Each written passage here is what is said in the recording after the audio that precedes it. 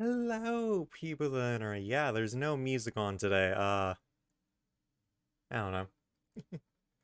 Probably should enable music because it is very awkward, I must say, not having any music in the background, is it now? Yeah. Let me just, nope, that's,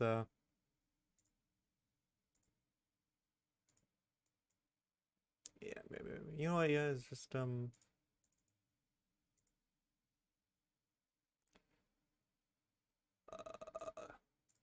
okay.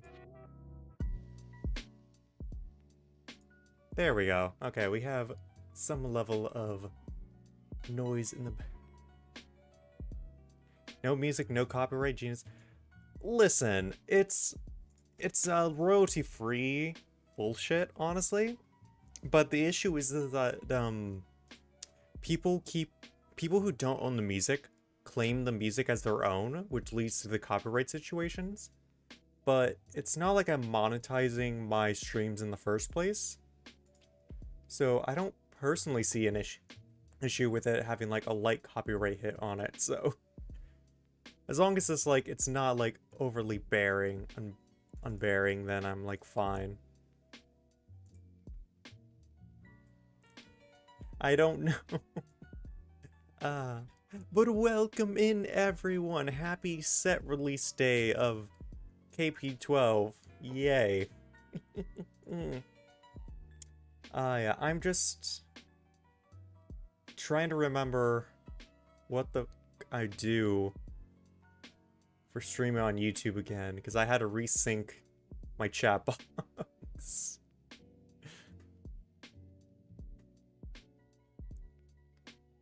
And I have to directly look at the camera. Alright, well, let's just move on over, because, I was gonna spend this time talking about this stuff. Hey, I set along aside a little note. So here's... fuck me, I have not... I'm still very much tired. Majority of my morning was, like, eating a tiny bit, and then, then like vibing in someone's stream. I spent like no time prepping today. Uh, yes, here we are. I have to transition again because I don't know if I enabled it. The new set of cards. Yeah. Guess I would do better. Oh yeah. So hey, Cream Kingston. Hello, RJ. Yeah, I think I already said hi when I was in the Discord.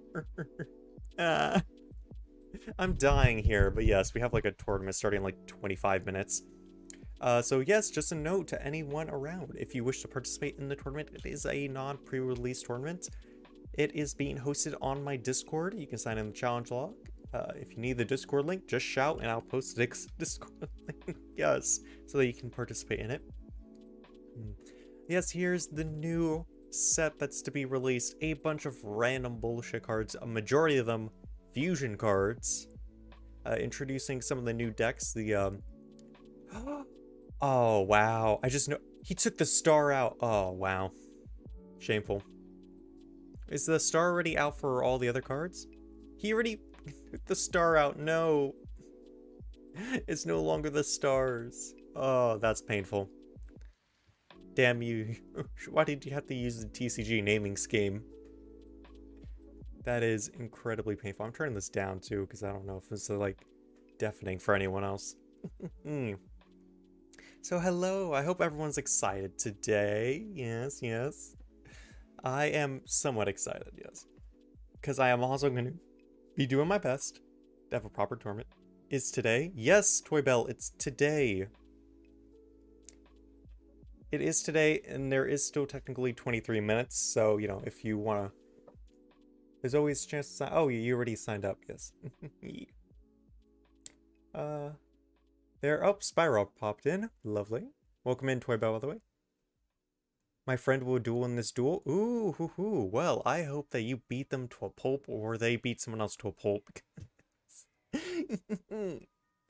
uh, yes. I hope y'all are excited for this set. I am especially excited because this is going to be like a very interesting set, because this is like this is a large amount of fusion support that we didn't have before in reality. I will not duel because I have Curse and Tourneys. Oh. Then why'd you I see your name on the sign up page, so I don't know if they're taking your name for that.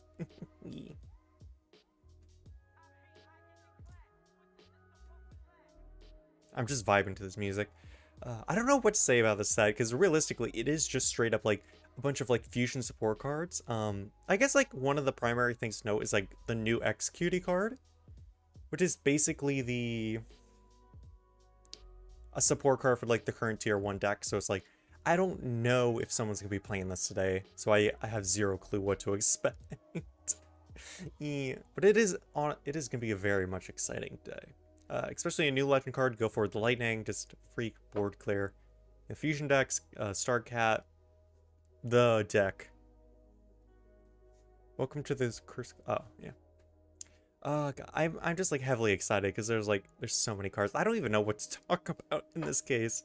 Well, I guess I could just like talk about the set in general for the time being. But yes. So the new decks that came out, we got 3 new Guild Forward cards, which is go for the Lightning, Legend, and Rising. They're all really powerful cards. Go for the Legend is probably the weakest. We have the deck, yes, which is the Dragias, Ray Dragon, Mirroring Dragon, the Clone, the Copy, and all that. Just a general fusion support deck about like having cards of the same name, which is like enable this card, Mirroring Wyvern, honestly is fucking broken. Special. The only monsters used in your graveyard are dragons and high dragons. Summon a normal monster from your grave. This card's name becomes that card's name. That is really powerful. It is extremely powerful. It's very good. A few general support cards. We gotten a few chemicalized support cards in the set. Through Chronographus, Red Riser, Mel, the beautiful Flame of the Lamp, Genie support, love it. And alchemicalized Salamandra. Basically, it's like Tiger's Fusion, but Pyro. The Dragias, I'm sorry, Matt. I'm sorry, Cream. It's just called the Dragias. It's not the Dragias anymore. It's the Dragias. As you can see, there's no more star in the name, because that is the TCG name for it. So, yes, all the star cards are now just the cards. They're no longer called the. They're now called the. But yeah, actually, I can pull that up quickly, like, just show you that they're all... I don't know if Yoshi got all the cards yet or not, but I can definitely check. Oh, it's... Okay, it's still just the... Okay, this is like a text error, but I don't think that's gonna matter. Okay, so yeah, he's the only one that still has the old text on it. But yeah, the stars are no longer there. We got a few Void Velgar support cards in with this set as well. Catastros, pretty decent. It's whatever. Void Velgar, Black Dwarf, no one's gonna play it. And we have a new... Did I forget the Dark Hole? I did. I forgot to include the new Dark Hole card. How foolish of me. And a new Dark Hole support card. Gotta love it. New equip cards too. Yes. I was gonna like pop over to them. You got some Wind Psychic support, the new Starcats, which is like pretty interesting. Just a deck of Beast with 200 defense. Beast, Beast Warrior, and Warriors. The new Sidra support card, which is like very mid.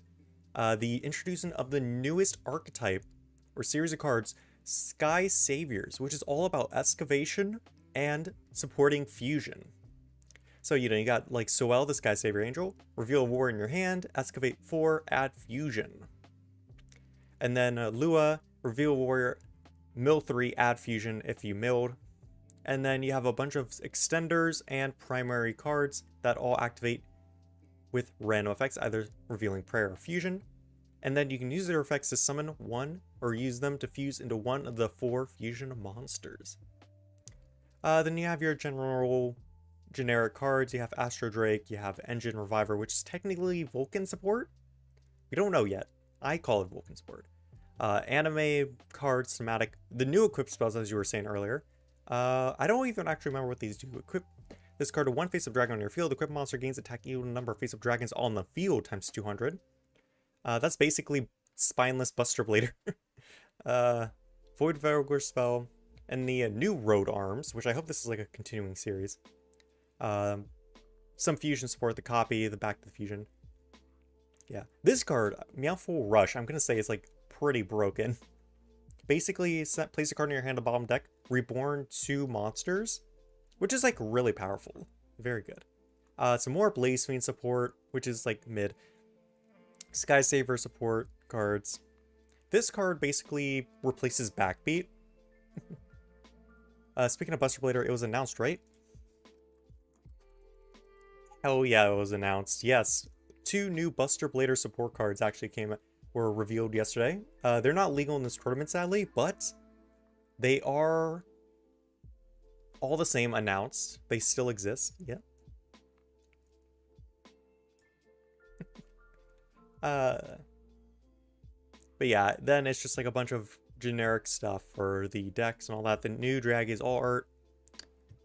Then like a few fusion monsters. And I think this is going to be said. Outer the Skysaver Transients. Your opponent can activate normal spells except fusion. It's going to be pretty interesting. The new Buster Blader stuff is kind of mid. That's Buster Blader in general. The entire Buster Blader archetype in the TCG is founded on activating or summoning out a synchro that turns everything into a dragon. Without that synchro, I dare say both the Buster Blader decks are basically equal on power level. I'm just joking, I know. It still has like floodgates, but still, it's like Buster Blader in general is like, unless you change everything your opponent controls into dragons, nothing's going to be different about the deck. It's just going to be existing. The Luke Hunter. You say that, I'm sure Luke would still beat him. Luke can beat anyone. It doesn't matter if they directly counter his deck. Luke just like, he sees any duelist, he just shreds. It does not matter who it is. Yeah, this is going to be in a very, very scary tournament. A bunch of new fusion decks and all that. Oh, hello, Taller. Welcome in. Welcome in. Yeah, I'm not running a type change beam for that. Yeah. As of right now, type change beam is going to be the only card that makes Buster Blader at any point playable. Is it strange? Or strange that in the anime Buster Blader is playing a Wind Warriors port of Yusei's Speed Warrior deck? I'm gonna be honest, I joined in like halfway through the duel, so I didn't get to see his full deck. But I did find it like a strange deck, especially after they gave us like 2 new Buster Blader cards, which I'm just like, what the fuck? Why? If they're gonna give us new Buster Blader cards, put it in the anime at least. WTF? Taller jump scare in chat? Hell yeah. Hello, Max. Hello. I noticed that you're in the tournament. Max is our winner from the previous tournament, so he was placed on the valuable plush shelf. So whoever wins this tournament gets to kick Max off the shelf and into the pit of death. So do your best in order to kick him off and kick him into the pit. I want to see more alien myths. I would love to see more aliens too, but I have a fear that the next set is going to be like another like new card set, not an anime based thing.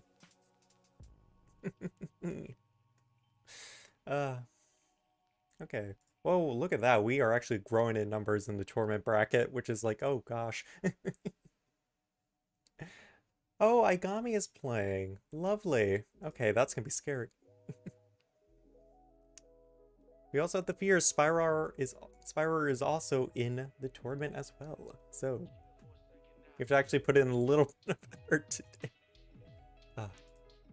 Yeah, I'm still gonna be like very uneasy because like when I announced this tournament, immediately they dropped Polymerization Dragon Tribe Fusion, and I'm like, how am I supposed to be so hyped up for like a fusion set that like supports fusion so well when you drop like 2 new fusion spells? How am I supposed to hype that up?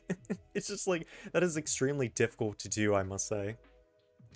But either way, it's like this set has been like extremely valuable in terms of like supporting fusion decks.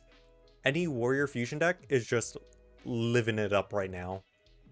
Because of like Soel is just so generic, it's such a good card.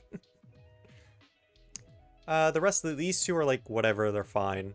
I use this in like terms like combo plays typically. Yeah, it's like this is. I also tried like playing Engine Reviver and like Vulcan. God, that did not work out well. What pack do you think is better, Gold Pack or Double Star?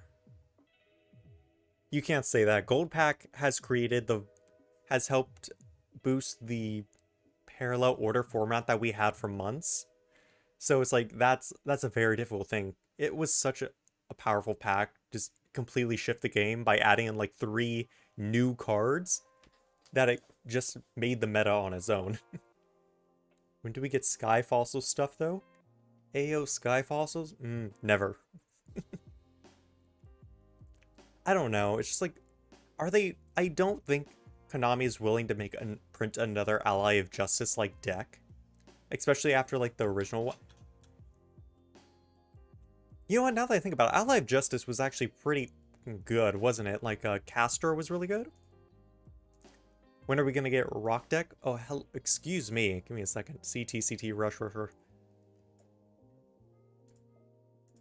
Excuse me, sir. No, my Rock Deck is outdated. It doesn't fit the ban. Hey, yo, wait a minute. I can actually make a good Rock Deck now, right? Because, level 7 spellcasters. We actually have some more spellcasters. Oh, dip. Okay, wow. Okay, you know, I'm updating my Rock profile. Get me. Okay, we have a lot of, we have a lot of new level 7 spellcasters. I don't know. Scout, laugh at your outdated deck. No, no. A lot of my decks are outdated. I can just like, poke through any of these and then they're like heavily outdated. Go for it. Okay, that's actually new. Random. What the fuck is this? Psycheo, that's heavily outdated. Spellcaster, what the, come on. Oh wait, no, that was actually my recent deck that I was playing, yeah. I actually had a lot of fun with this deck, believe it or not, even though I have like no level 4 targets and I'm playing 3 copies of this. Turtles, that was dead. Beasties, heavily outdated. What the, this is like... where's Imaginary Actor's own fusion spell? Welcome in, Jose Igor. Or Jose Igor, yes. Okay, so this is my estimate for like, for Imaginary Actor. We're gonna get a new effect monster with a continuous effect of just becoming Imaginary Actor. That's essentially all my sales pitch I have for it. Like Imaginary Stand-In, continuous effect. Cost? None. This card is always treated as Imaginary Actor. But yeah, it's like Imaginary needs its own fusion support cards because at the time Star Wars Start was quite literally it and that was considered extremely good. But now that you look at the deck, it's like, what are we gonna do? Imaginary definitely needs something to boost itself in terms of like supporting its old fusion cards. Yeah, it's like a few of these are like heavily outdated. Like Cyber Dragon, they have like the power bond, so it's like that's excusable. All the dragon, half the dragon cards have tribe fusion now. Yami, the divine rulers are probably excused from getting a fusion spell now that we have Sky Savior, so that could probably count as like their fusion support cards. Plant fusion, you're fucked. I'm sorry. If you're a plant enjoyer, you are not gonna have fun. Imaginary Actor might be the fusion deck in Rush, but the worst fusion. You dare say the worst fusion deck when worms exist. Have you not seen the worm fusion cards? So, worms do have like 3 fusions. The fusions are okay, but it's like, the deck itself does not function with fusion. Dust in Shambles, I know. Oh, hello, Volton. Hello. I don't know. It's just like, I feel like Worms was not meant to be a fusion deck. I don't know what to say, okay? It's like, Worms just like, they have a few fusions, and they're like, the structure decks were based around them, I know. Just, it doesn't work. It does not work. Spellcasters, it's spellcasters. They do not care at the slightest. Why did they make Galaxy plus Spellcaster Fusion? Anime plot. That's it. I hate that Seven's Row Magician and Transamu Rainic are fusion. I don't personally mind it. The issue is like the effect. It only supports Galaxy normal monsters, which is like Seven's Row Magician becomes so clunky in that case. Psychic probably gets a pass, honestly, because it's like, it's a combo deck. If they go into fusion, they have fusion. If they don't, they don't. They don't care. Beast, I would like to see fusion for, though. I don't know. They support fusion, the cats. Noodles might also get a pass, because Noodle Art of Sorcery, I believe that's or Savory, whichever one, they just burn through the deck. The worst fusion deck is Flame Swordsman. Kind of. It balances on like a warrior deck to a spellcaster deck. It depends on like how you want to play the fusion materials. Let's see. You got Corporate, which Power Bond, of course. Do we count Dinosaur as a bad fusion deck? Because Dinosaur does not know what it is. It's either a fusion deck, it's a maximum deck, or it's just like just a main deck. You have Raid Across, you know, the amount of clunking Galaxy Spellcaster would make the deck a failure. Yeah. Let's see. Cyber's Fusion, not that bad, honestly. Legitimate candidate is Dino, yeah. Yeah, so we'd probably put Dinosaur up on the top there. Those are good, those are good. Dark Galaxy was not meant to be a fusion deck, but it's like, damn, they did a pretty good job making it into a fusion deck. Have a different deck between deck with fusion and fusion? Oh, I can easily do that. Give me a second. Rush. Where is it? Where is it? Where is it? Where is it? There you go. It's basically the same deck, except you take out fusion. Oh, that's right. Metallion Landstar. I constantly forget that people force that into dinosaur fusion decks. Anyone out here play Metallion Landstar in their dino fusion deck? I don't know. I just feel like it's a reasonable card, right? Yeah. But yeah, it's like Maximum and Fusion. Like, neither of those mix well with dinosaurs for some odd reason. Granted, this deck has the value of like Super King Rex summon Brachiosaurus.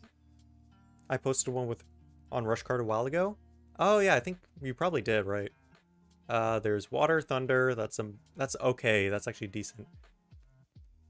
There's the Millennium Fusion. Oh yeah, that's right. Talismanic cards. The new fusion's pretty decent, but you know. Speaking of Rush Card, explain some Spikeek lore. Love to. Okay, we have 4 minutes left till the tournament begins. Then we can start watching people. Oh, we got 10 participants, yay. So we have a bit of time, yeah. Gaia the Dragon Champion. Okay.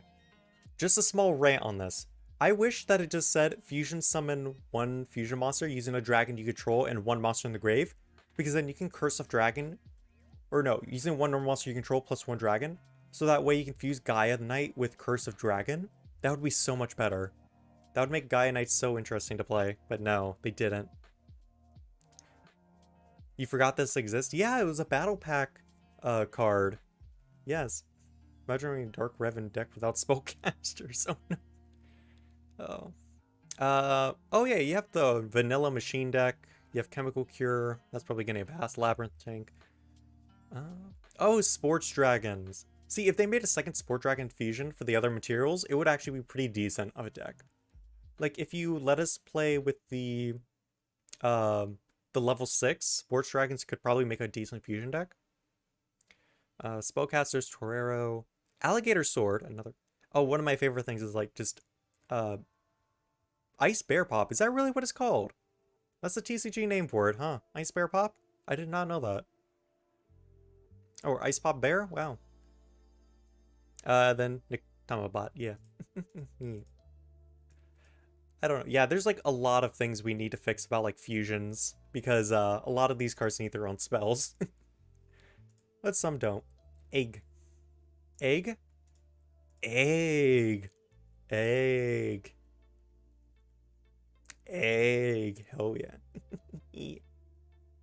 uh, egg. Yo, let the egg cook. He's spitting truths right now. No. What am I saying oh no for? Oh yeah. Okay. God damn, I keep losing my way to this page. Papyrus versus Luke, who would win?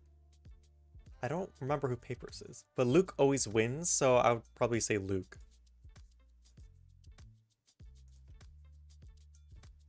Because Luke was written to never lose. That's why Luke is not Luke anymore, because he lost. But I'm still saying that Phantom Luke and Luke had a child, which was the Luke. Usefulness of Alpha Burn Drake and Yamu? Deal 300. That's about it. She has a burn... It's Rush. You have weak burn cards, and then you have, like, broken burn cards. You just kind of accept it at that point. Especially with, like, Yamu's deck, really.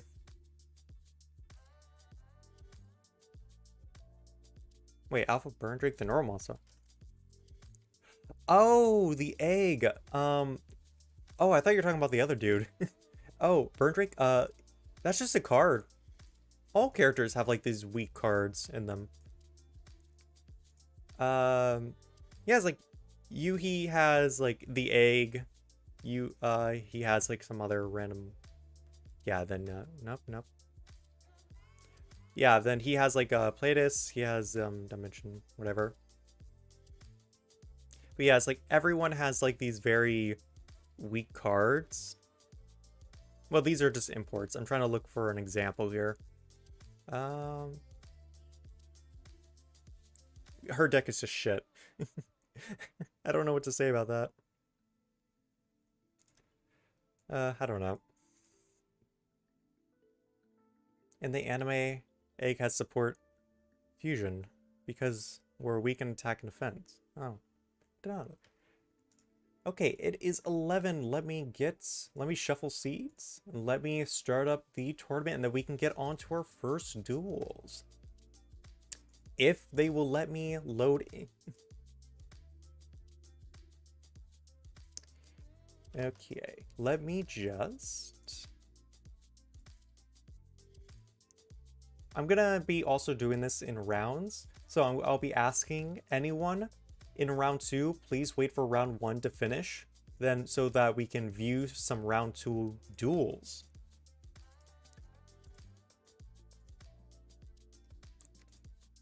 And I don't think I applied a ping to anyone, so... Begins.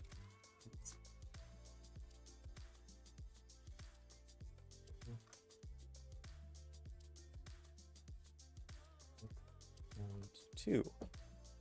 Okay, round 1 officially begins. I probably should have applied a ping to people, but that is fine. I thought we were doing the duels. No, if it was 1 out of time, we would be here for a good while. Yes, but the round 1 bracket is Max Cuter versus Genova Kun, and Zeon versus Toy Joe's friend. I don't know who Toy Joe's friend is. I just believe that they're gonna do something here. I don't know what. But yeah, it's like, let's see if...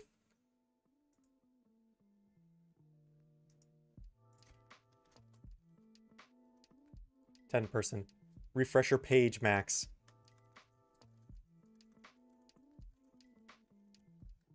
Yep, Max, refresher page, please. Okay, so it seems that Max will be hosting.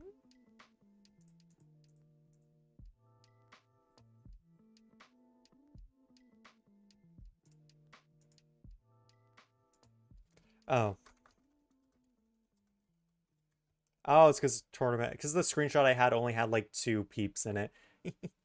Who's better, Denova or Denowa or Dinosis? What? I'm sorry, Toybell. I don't think I understand what you're asking here. I don't know. I don't think I understand what you're asking here. Oh, is there a timer? Uh, 180 seconds. Yeah, just a normal thing. I probably should. You know, I'll just ping them individually. Joe, Max.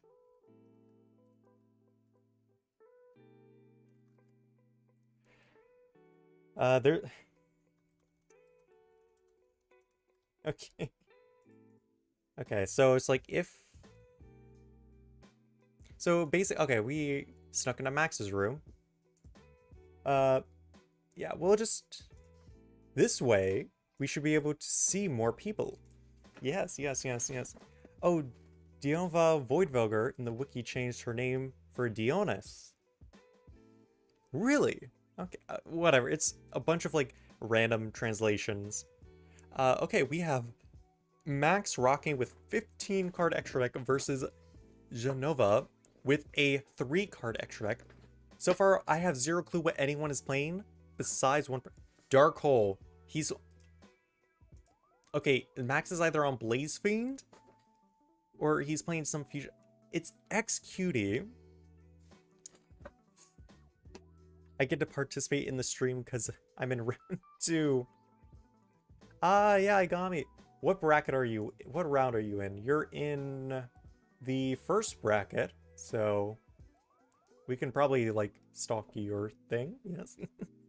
Okay, so it seems to be Blaze Fiend versus XQD, 2 icons of the previous set, both actually getting support card. I don't know if he's on Blaze Fiend still.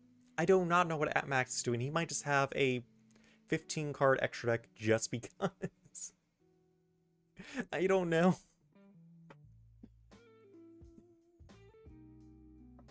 Oh, you gotta participate in the stream because you're in round 2. Right, okay, I was like confused for a second. Oh, what does that mean? It's like, oh, that's right, because we didn't begin round 2 yet. But of course, this is a very big start for XQD. Max dropping a Graceful Charity. Will he be able to do anything against this like 2,500 body? Max is the wild card? I don't know. But of course, the current ideal favorite to win, I assume, because of the format. Main deck, Prison Rock. Wait, this had a name change? Really? Prison Island, Cell Block 5 and 6. That is actually a very cute name. Oh my goodness gracious. How did I never see that? Max using Maximum. Hard draw, not hard draw. He had 2 draw spells, what am I saying? But either way, he got out Blaze Fiend Overlords, Belcurus. Attacking defense mode, XQD to get rid of the life point gain. That is a very bold move. So basically, Genove's hope is to grab the new XQD and hopefully swing over the Blaze Fiend. But he can't tribute summon, so. Oh. Now Max is taunting, saying main deck Seal Array, which, Max, if you do know, XQD decks do play 1 copy of main deck Seal Array. That's a very bold claim to be laughing at, especially in this format. Playing a copy of Seven's Road Enchanter. He's playing a Spellcaster engine. Genova is playing a Spellcaster engine with putting a monster in defense mode against Blaze Fiend Overlord? Really, doesn't this thing deal piercing? Did it not just deal piercing? Gain 600 attack and deals piercing damage at the cost of self-milling. Okay, we are officially now on even ground. Genova has to draw and out to Prison Island or the maximum. He does not. Max apparently does not realize he can gain 600 attack. But either way, I believe next attack is not lethal. It is 1 or 300 off from getting to lethal. Ooh. Normal summoning another Mystic Dealer. Pitching an Amazing Dealer. Okay, he's probably playing the Amazing Dealer Fusion. Putting everything into attack mode. Does he have the Magic Cylinder? Or does he realize that piercing damage is pretty good?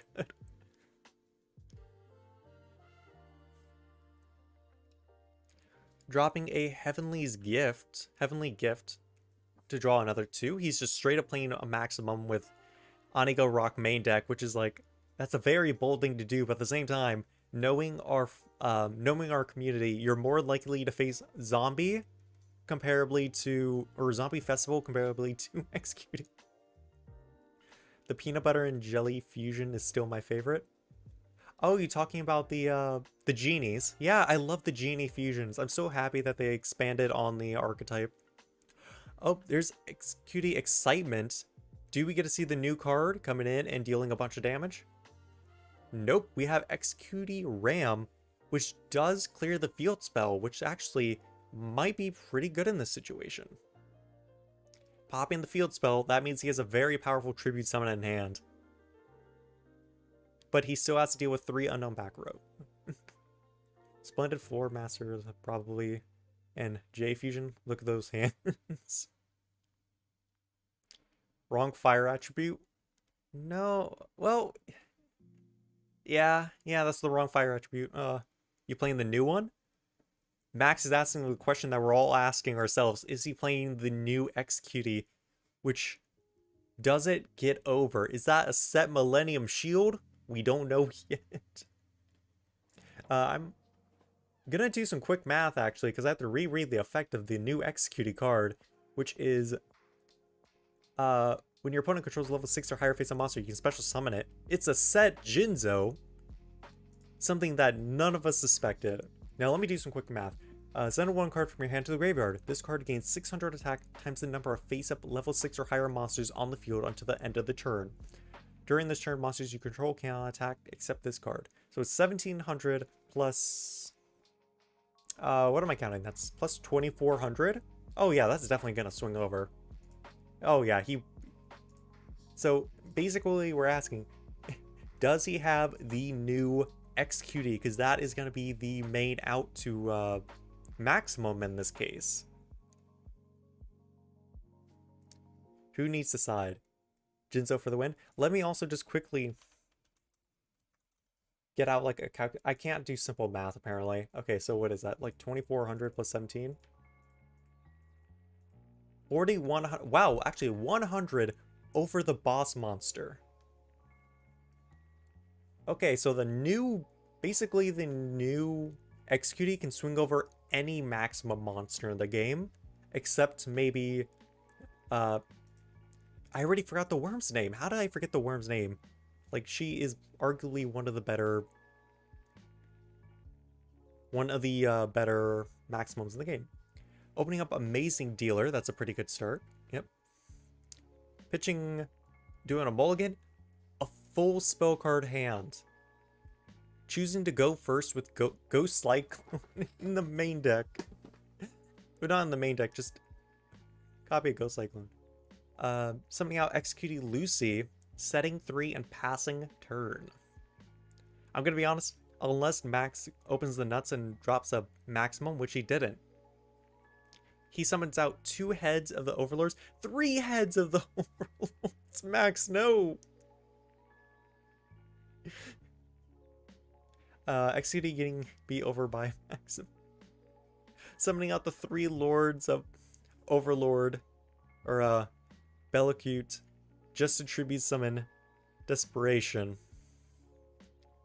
Max, I feel sorry for you, but granted, we needed this to be a best of 3, so we can at least see something interesting go down.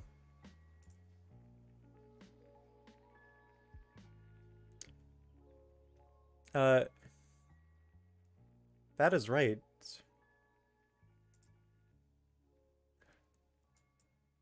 Wait, I'm sorry, wait, is Toy Joe and Toy Bell different? Oh my goodness, wait a gosh darn second. I am mentally melting here. That's not Toy Bell. Needs Steel Array, pretty much, yeah. If he gets Enma, Then the Dark Hole doesn't help. True. But he does have Executive Proudy, which is basically the starter besides Lirma. Toy Bell's still here. Okay, yeah, I was like, what do you mean? I saw your name in the tournament. I was like, oh, wait a minute, that's a different name. But yes, he cleared out the set Mirror Force, which I didn't realize he had Mirror Force set. A second copy of Amazing Dealer, probably just gonna be tribute fodder, because I doubt he has a graveyard that's emptied. Yes.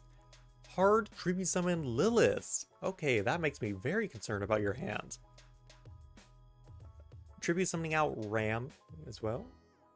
Toy Bell does not equal Toy Jump. I can't read, okay.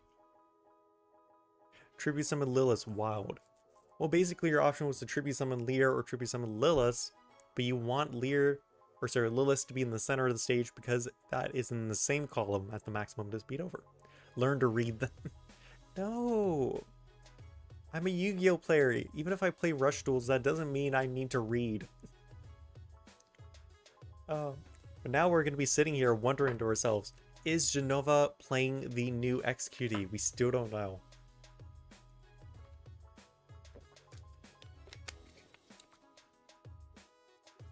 Get an education. No. Dropping out the Kobold.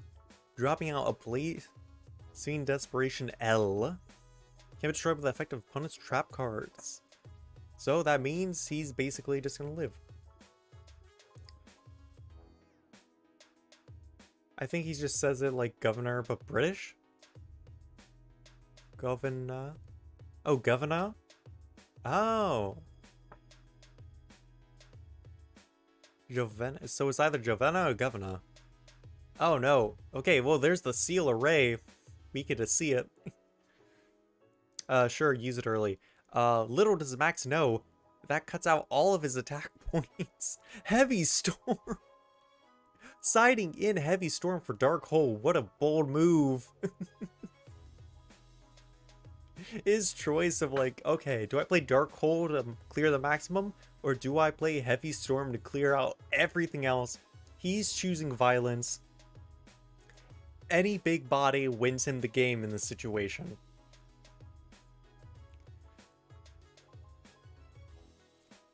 There's exclusively Lumiere. Is this game on board? I don't know. I think it's probably game. You know what? I look at this, it's more than likely game. So, Governor taking round 2, or game 2. We moving on to game 3. I think that's the first activation of Heavy Storm I've ever seen in Rush 2. No one, as far as I know, no one has played Heavy Storm.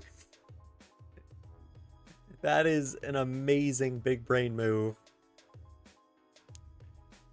Hard dropping a copy of Heavy Roller. No Prison Island on board to boost it. Though at the same time, Prison Island probably would have won the game last time. A good start for XQD. XQD Lumiere dropping out. A free special summon. Now his entire hand is enabled. There's a Lilith. Will we have a third special summon, or is he going to hard tribute summon? The second copy of Lilith, he's going to deal a free 5,000 damage. Tribute summoning over it, never mind. For XQD Floa. XQD Flow, okay. That is interesting. Just to tribute summon out Lilith again. Okay, he just wants to clear out his hand. He does not care if Flow gives him recovery next turn. He just wants. And I just come to realize the position I am on screen. I will move over here. I don't want to block out you guys that much. And I will also resize chat a tiny bit. There, now I'm not fully blocking the screen. A little bit this way as well. Just so. Okay, you know what? I think that's fine. That's fine. Maximum. He finally maximum summoned Desperation. So this is This is arguably one of the stronger cards of the deck. So now he has to have a Talismanic Seal or basically just draw. I think Magic Cylinder wins in this situation. Oh, this is an incredible hand. Okay, so now he's basically got like a semi-floodgate on board. I say semi-floodgate because, you know, neither player can special summon level 7 monsters in the hand of grave. That's technically a floodgate. That is nothing in this situation. What am I? Wait. Keep it true, my trap cards. Oh yeah, the second effect. While it's in maximum mode, your opponent can't set monsters from the hand. He has the copy of Seal Array in hand. Or he had its... So it does not matter. All that matters is if he does not have... He has Heavy Storm. Max is screwed. Did he have any form of protection? He had a set Mirror Force. Max is probably bawling on the ground, crying. Max is dead. He's gone. He has no chance of survival. Let's sneak in on Toivo. Toijo.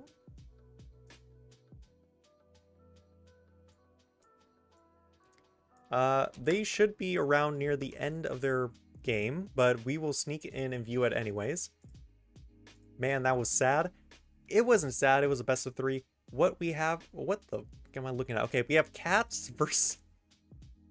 Xeon on Cats versus some water deck that I am unfamiliar with.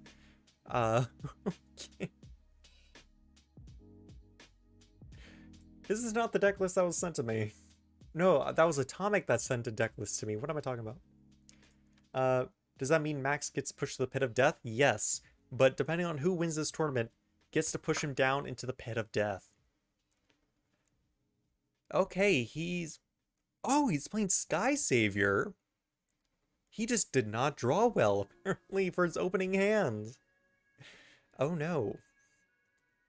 Okay, well, we opened up a Sky Savior's Soul. So basically, he's asking if... Now he's going to see if he wants to use the effect to reveal a card in hand. Sky Saviors versus Cats? Yes. So, damn, okay.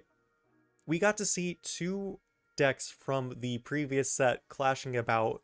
Meanwhile, Toijo and Xeon were basically having a bout against with 2 decks from the current set, which now I somewhat wish that we viewed this one. Monster Reborn, I did not have a good artwork. I did not save a scan of the good art, so I used the English card version. Go Cats? Wow, everyone's just like, screw the Floodgate deck. You want to play Cats. Oh no. Toijo messing up apparently? Ooh, that is not good. He has no other summonable monsters in hand. He has no fusion materials at all. He has a set monster, but he does not have fusion to play. Oh, that is painful. Xeon dropping down a Blue Eyes White Cat just to use the effect of Star Cat Sendra. Basically, if you don't know her effect, send one other card you control to the grave. One face-up monster in the field loses 2,200 attack and defense until the end of the turn. Then if it was a normal monster, 200 defense. You can destroy a spell and trap card on the field, which is honestly quite excessive, just to reduce anything by 2,200. Dropping down the double monster born for the deck, he's probably going to get back the 2 fusion materials, or he's going to get out 2 big bodies. Let's see what it is. What is he going to drop? Summon Blue Eyes White Cat and Red Eyes Black Cat. You won't do it. He is dropping down the fusion materials. He's probably going to get another... Is this? Yes, he's going to probably get another Starcat Strana. Here we go. We're showing off the power of fusion with a deck that just supports the OG fusion. A second Starcat Strana. Oh, and he's dropping a barrier statue. That is just cruel. That is... Oh, no. At this point, he's just bullying the poor boy. He can't do anything. Oh, no. Oh, that was not game 3, apparently. Oh, no, Floodgates. Playing Barrier Statue in Starcat is pretty... Barrier Statue right now in this set is pretty scary, especially when not a lot of the fusion monsters are immune to Barrier Statue, except the new Pyro fusions, which I'm hoping we're going to see today.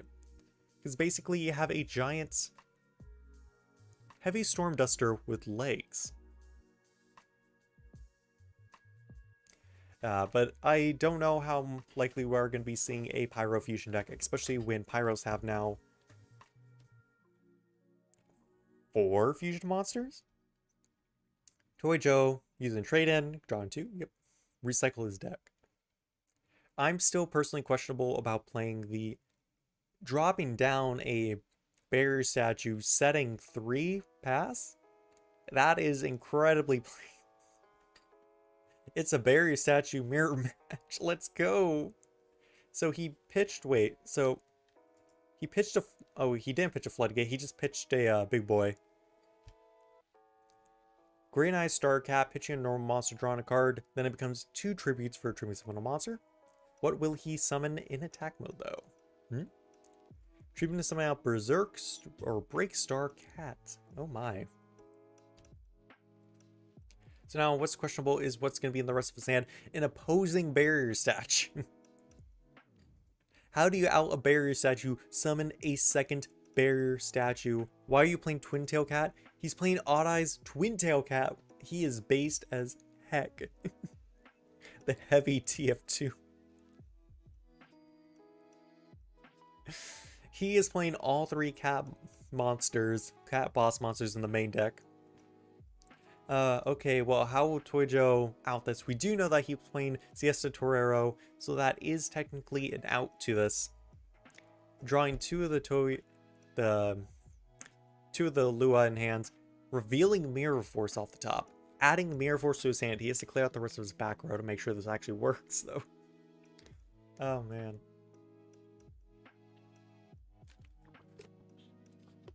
So. Oh, man. Okay, how does he out the situation? By normal summoning a barrier statue in passing turn. Not even setting a monster.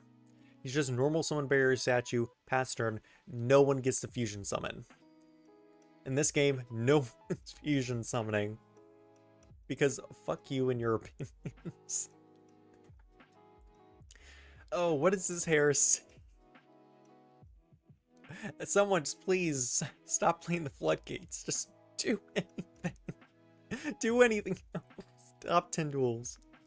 I was just like, yeah, I led this off as like saying, oh wow, we have now the next set of cards playing against each other. 2 powerful fusion decks. What do? They do absolutely nothing. But Dark Hole, he had the audacity to change his guy to defense mode. Yu-Gi-Oh! Now he's probably setting up for straight cat force by bringing out 2 more cat monsters. If he normal summons a cat monster, then that probably means that he has a set stray force. And I will say Green Eye Star Cat is actually a really pretty good cat. Normal summoning Cat Claw Girl. He has no monster to reduce attack by. So basically he's just going to stand there with his cat monsters, unable to do anything. He's choosing violence. Does he know, chat? Does he know? Now does he realize that he probably can't reduce any monster's attack points? Nope, he's just straight passing. Okay. Well, now both of them can use fusion and he has no back row to protect him. Toy Joe has the world plated in front of him. Toy Joe says, well, that is awkward. He has nothing. Mirror Force, yep. Set 2 pass. No! Toy Joe. You had the best fusion floodgate deck in the format. You can't. You can't just pass like this. No! You were the hero we were all asking for. Oh, that is painful. No! Oh. Oh, that is so sad. No. Mirror Force. Yep. Yep. That is Mirror Force. Oh, that is so sad. No. Okay, well now, Xeon is thinking about it. I'm gonna be honest, I'm in the same position as him. what do I do in this situation? Because you don't want to change your monsters to defense mode. There's a set mirror force that you know you can't out until your opponent summons a monster.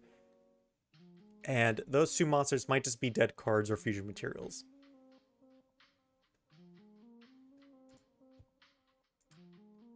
Oh, that's so painful. You know, Governor will teach you how to draw Heavy Storm? Hell yeah. That's what I'm saying. Someone should have rolled up into this tournament with Pyro. You can get a fusion monster with as Heavy Storm, and you can out barrier statue by just playing a fire deck. But nope, no one played Pyro. Nope. Apparently they're too good for it. Shameful. Zeon is really thinking about this play. If he does not have a Stray Force... Oh, okay, he's making his play, dropping a ship or 7 treasure just to pitch a level 4. Okay. Setting a monster. Setting a card.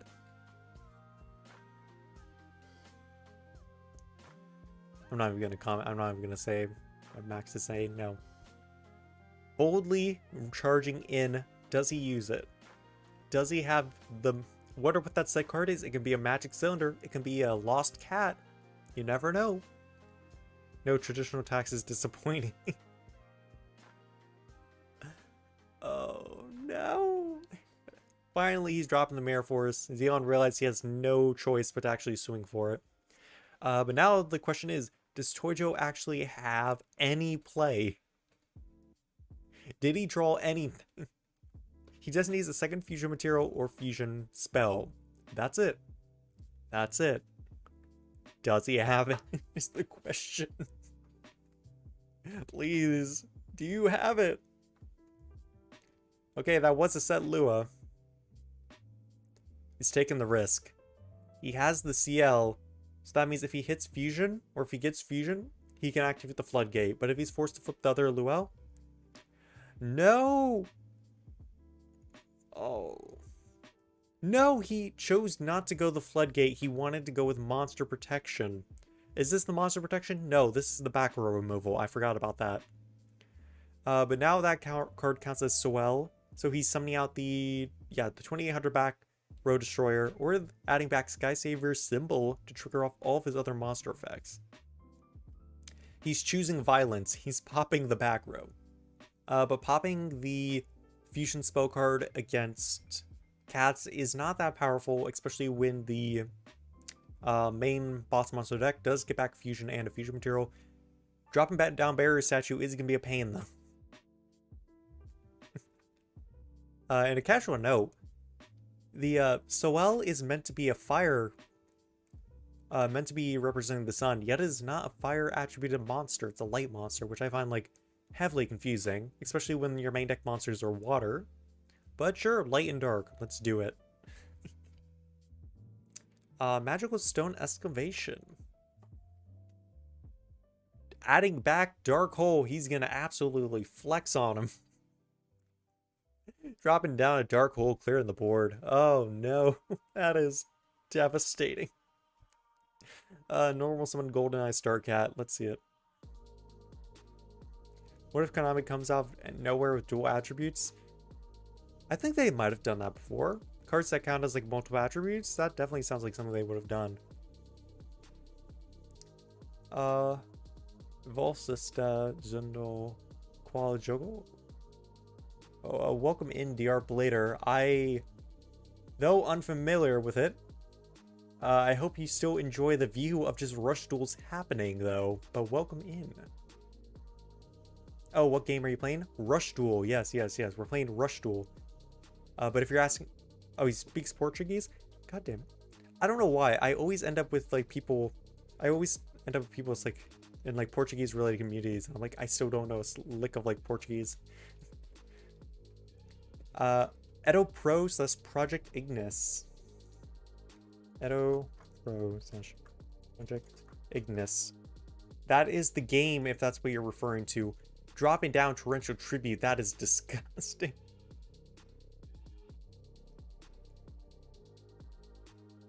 Aigame is a champion, apparently. More like Portuguese. Oh my god, Max, I'm gonna slap you. You see these furry paws? I'm gonna slap you across the face. It's not gonna hurt, but I will slap.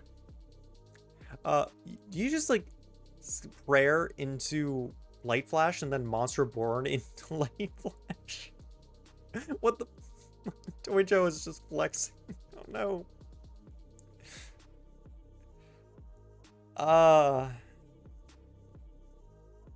What the? Okay, well, whatever has to be done, I suppose. But he does still technically have a fusion or celestial warrior in rotation, so now all of his prayers are online. Hard tribute summoning out a cat claw girl. So this is basically going to be any fusion he wants, which I assume in this case, I'm not going to say in case he's listening in, he is going for the Swarm card, which Star Destroyna, or whatever it is gonna just basically swarm his board. BT, what species of plush are you? I'm the sexy kind. It's meant to be like a fox plush, but I did fuck up a bit on like the designing of it, and I still have not finished the redesign.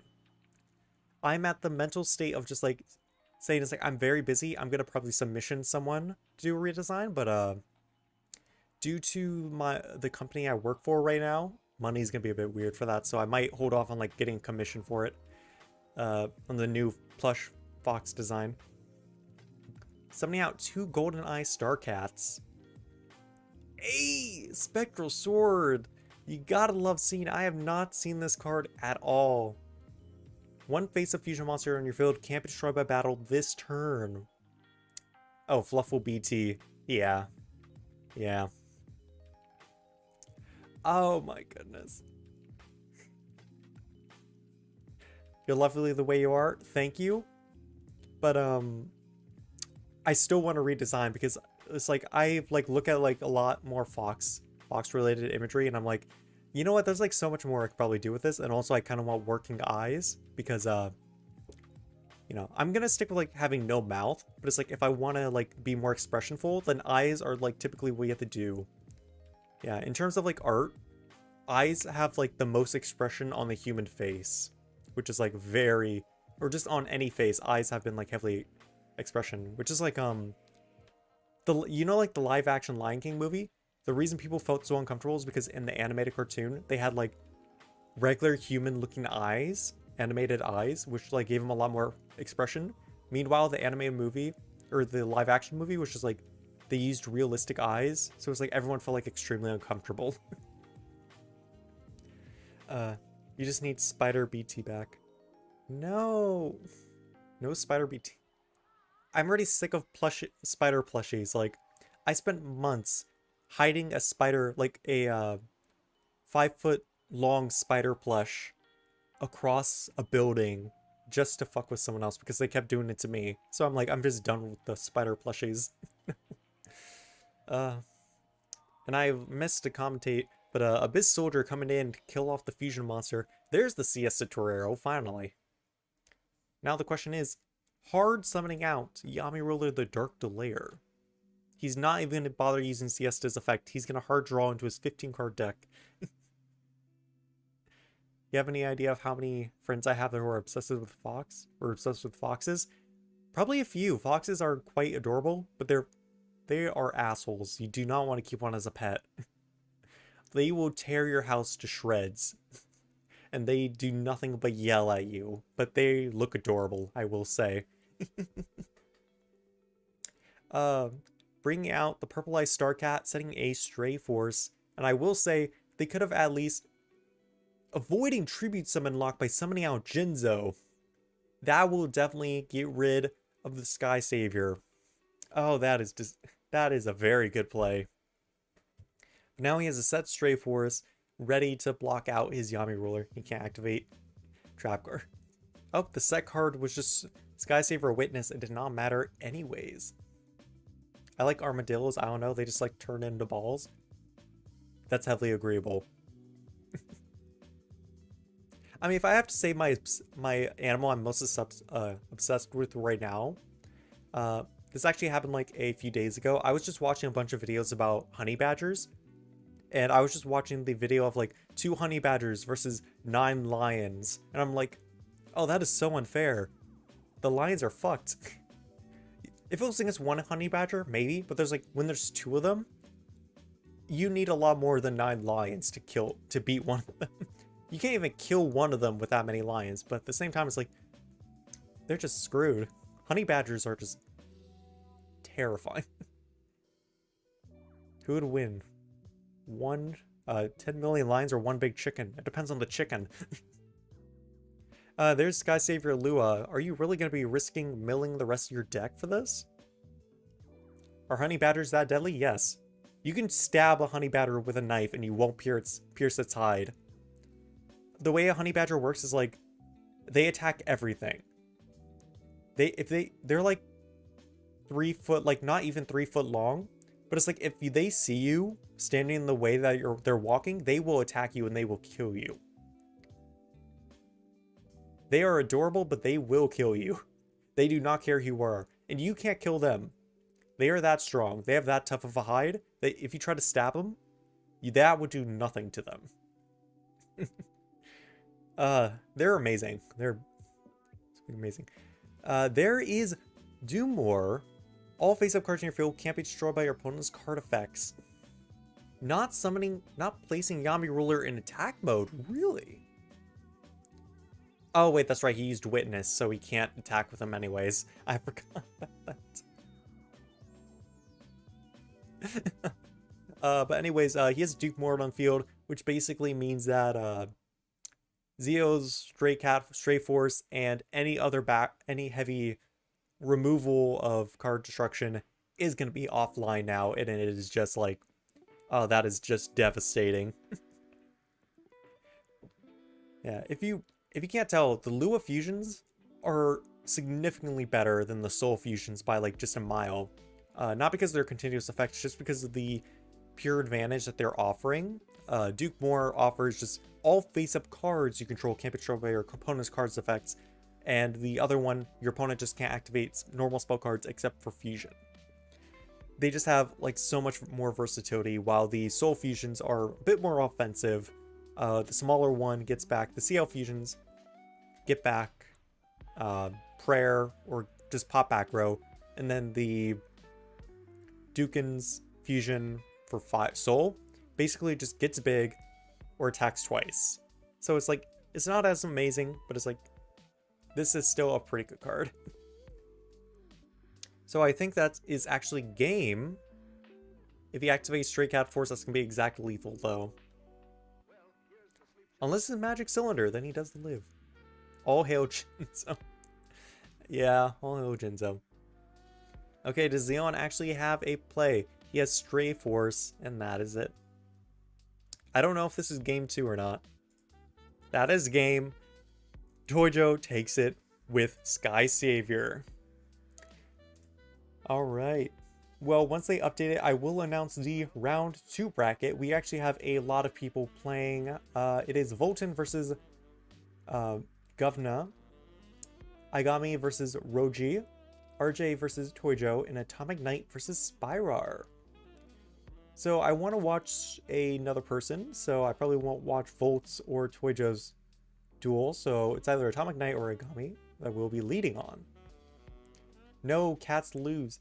Listen, we don't know if anyone else is going to be playing cats or not. I'm playing cats.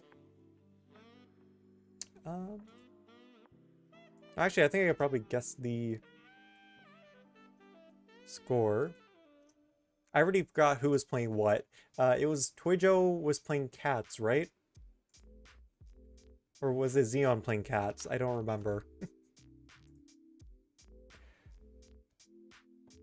Ah, damn it. Who was playing again?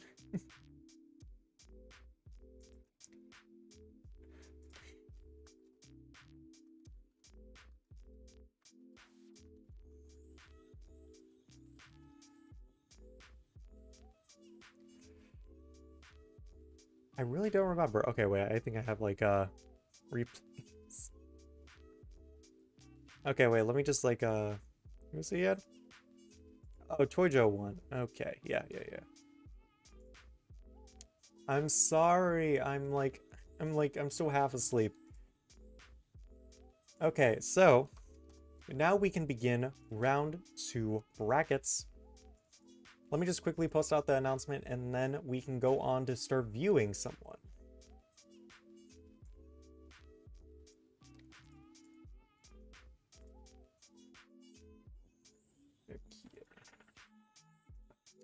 I need like 20 tabs open apparently again. That's votes. All right, votes. Governor Gami. Now this is actually gonna be a pretty big round.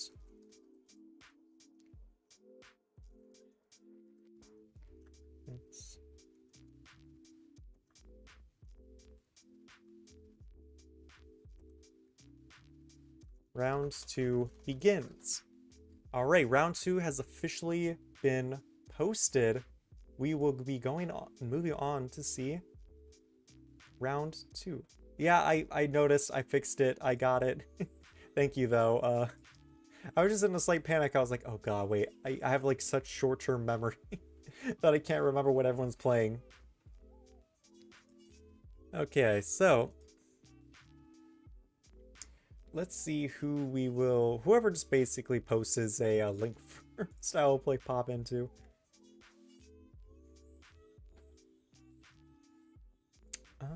Let's do...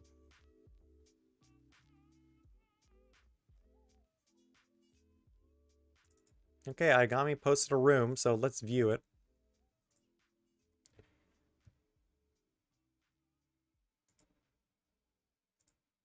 Aigami placed under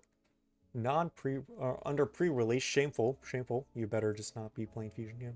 Polymerization. Yep. I'm sorry, Toy Joe. I just forget. I'm very slow-brained today. Okay.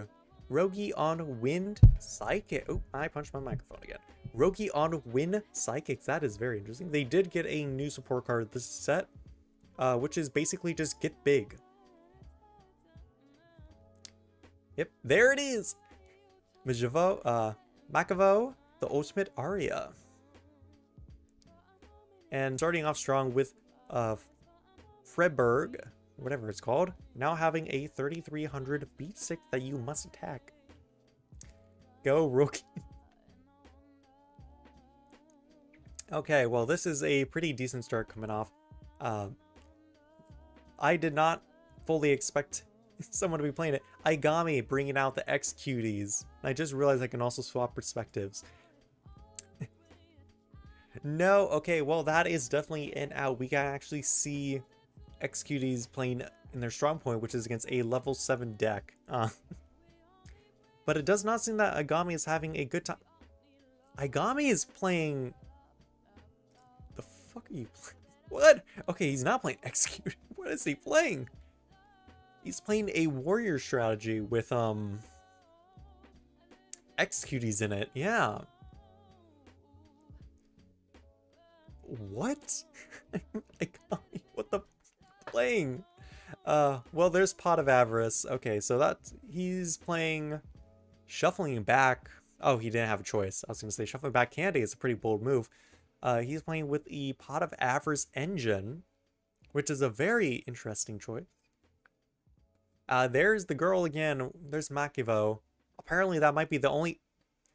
Apparently these are the only two win conditions he plays in this deck for some odd strange reason. That seems to be all he's drawing, but that's fine. But now if that's a set Thurker, that is not going to defend well. It is a set Yami Ruler, the Dark Delayer, Supreme Soldier, Spear. How is the TCG going to ruin that name? Yami the Spear. Once again, Aigami just having all the outs he needs for it. Ghost Cyclone, draw a card, free back row pop. I hate Ghost Cyclone. It is a disgusting card. Though it does have a pretty mediocre requirement, going second, it is just like a free pop one, which is like very, very depressing.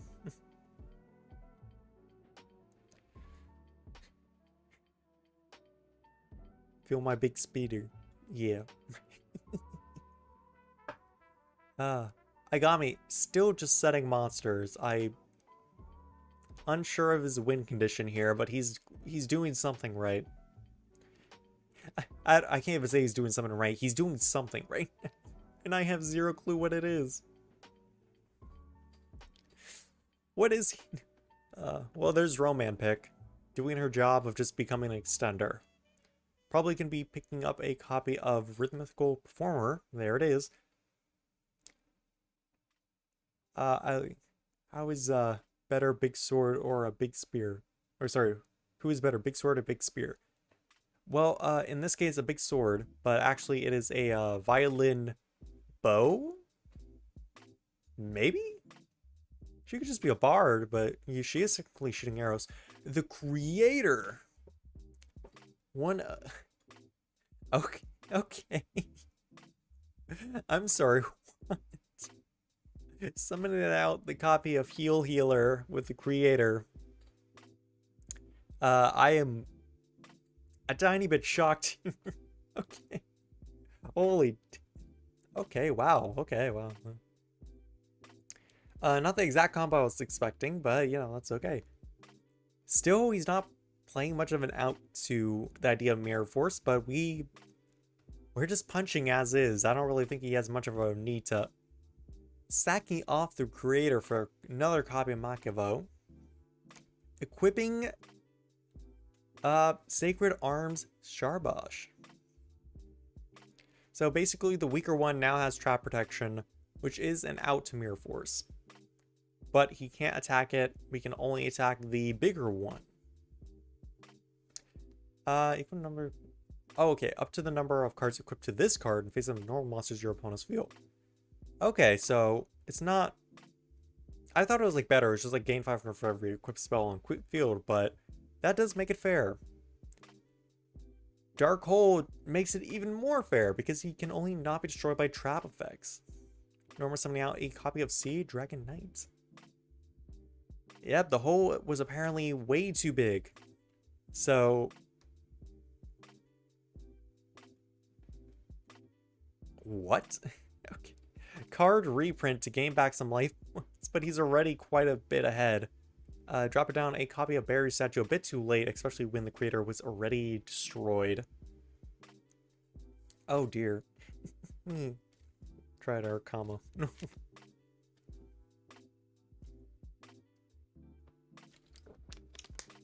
I am extremely confused, but I assume that Agami is just playing like a good stuff deck, and I am just heavily confused. Dropping down a copy of Yamada no Tsurugi. What is this? Agami, please, you gotta give me some context. Agami, you gotta show me the deck profile after this tournament. You gotta post the deck profile. This is very interesting, I gotta say. But I understand the point. It's like him having trap protection is pretty good. That's an okay hand. Yes, there's our favorite support card, the dog. I never once pronounce his name. I just call it dog. Yeah, because if I was doing like a lot of combo plays, so it's like I didn't have a need to say names. I was just like summoning out red, summoning out blue, summoning out green, dog. I don't even say it by his color. Is it orange? Is it... I think it's just orange, right? Wow, who would have expected this? The backer removal card.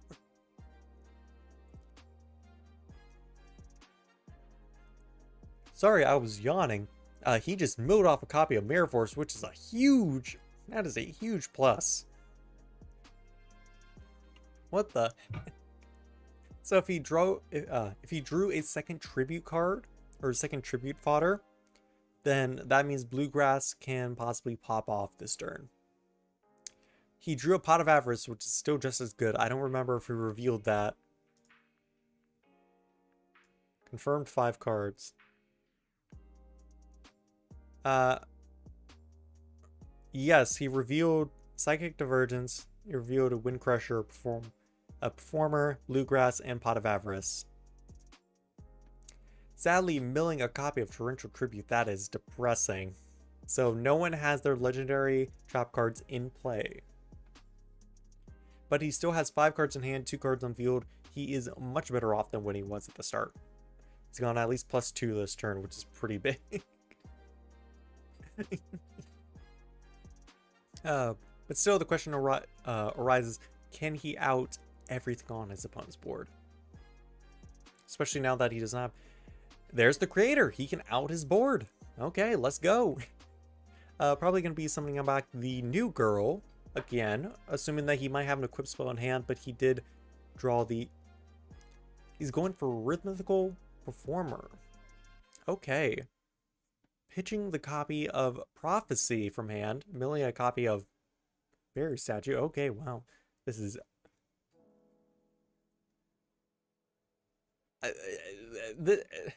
What? Okay, this is a play.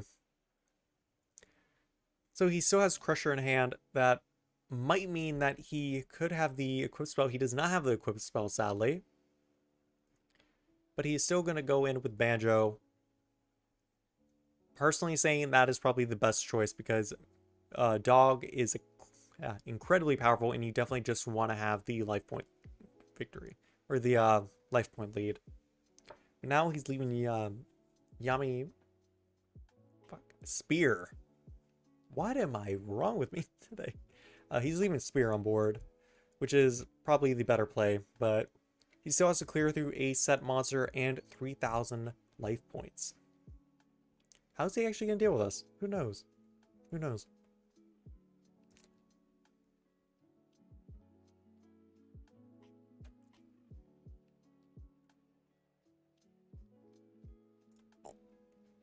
Oh, dear Lord. Excuse me for that.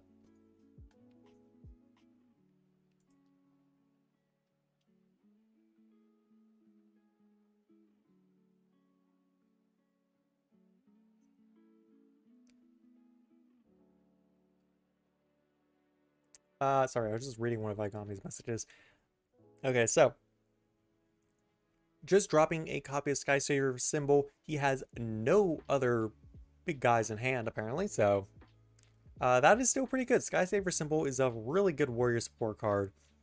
Though it does not do much for the small weenies of the deck, giving 800 attack to basically any warrior is pretty big, especially when that warrior is trap protected. Well, it makes all other warriors trap protected as well. But either way, the Rogi is still in a better position. He has 100 less life points. Activating traditional tax. When your opponent draw a card during the main phase, send 2 random cards to your opponent's hand to the grave. Devastating. Okay, this is our first view of traditional tax. That is a disgusting card. He still has a copy of Jampy up, means that he can get out any psychic in hand. It is the ultimate Aria with a set card. Oh dear heaven. Oh my god, this is... Igami just... I was wondering, it was like, Igami was talking about traditional attacks earlier. I thought he was just like rambling, just making a random comment to someone. I was like, oh, okay. I didn't think he was actually going to be dropping traditional attacks himself. That is a very interesting card to see. Probably a side deck. Wait, isn't this game 1? Yeah, this is game 1. He's main decking traditional attacks. Oh no. Oh, that is scary. Flipping up a copy of Sea Dragon Knight.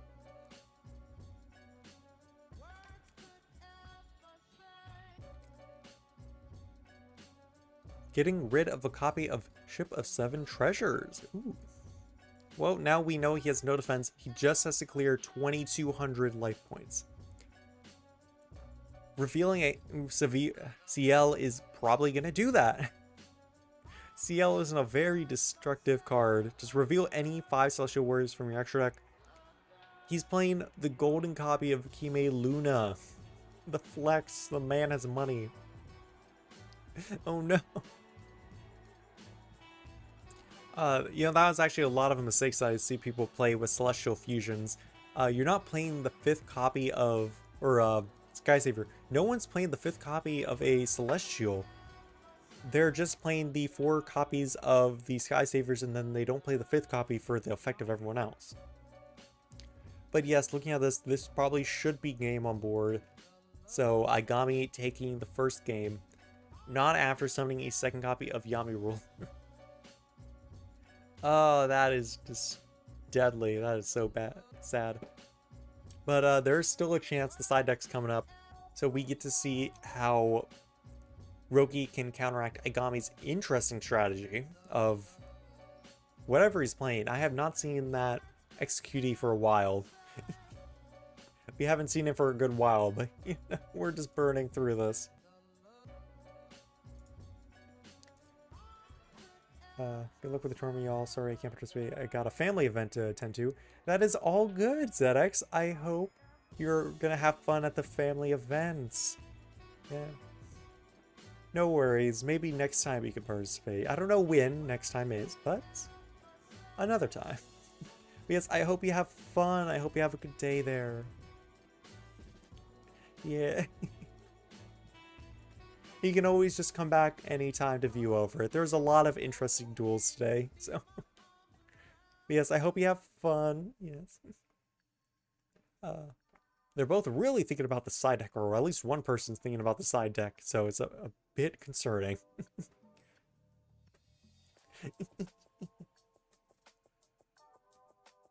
Okay, they're done siding now. Let's see what they got.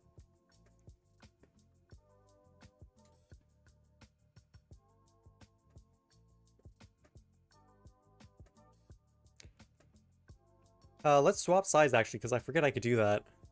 Rogi sacking off a copy of Romampic. Finally, a psychic player that's not just like holding Romampic in hand until he takes damage. Oh my.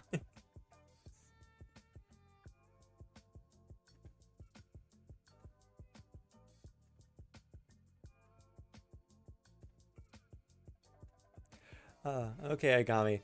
He has no face-up level 7 or higher monster on his board. How will you retaliate? Dropping down a Ghost Cyclone, of course, turn 2. Getting rid of a card reprint, of all things, apparently, yeah. Drop down a Sea Dragon Knight early. Apparently, that's not going to do much for you. Or will it?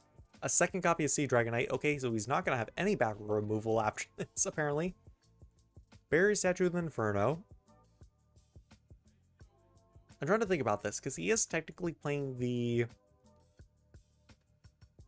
Candy Core with the spell that summons, so technically he might be floodgating something. He's also playing the Creator, so there is a few cards in here that stop it, but oh, the new One of Nana, love it.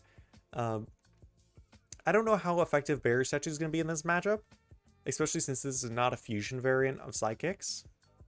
Well, dare I say not a fusion variant, because Wind Psychic doesn't usually play the fusions, no.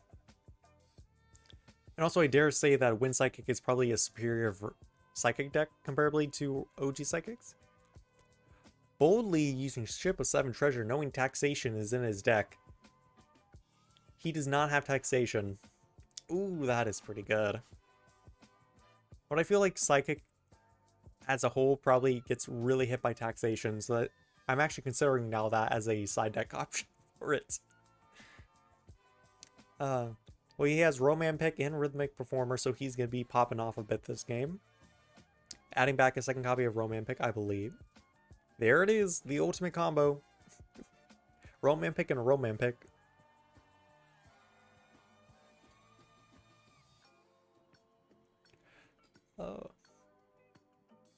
I have zero clue what they're saying in chat, but I'm just nodding my head in agreement. Yes, this is indeed a duel to view. Getting back a third copy of Romampic. Does he have a high-level monster in hand to actually make a play here?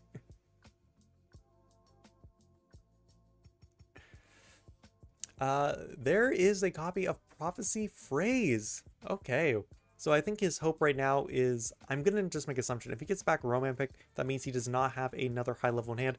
Did he just whiff that? No, he didn't. He hit Ultimate Aria, which he's gonna get Ultimate Aria. It's pretty damn good. Oh no. Okay, there's this copy of Ultimate Aria along with Prophecy Phrase. No equip spells though. Just hard pitch the hand. It was a copy of Banjo. weirdly enough, he's not going for Banjo. He wants Ariel on field, even though I don't think his opponent plays any normal monster. There's Mirror Force. Ooh, that might be game. Oh no, that might be game.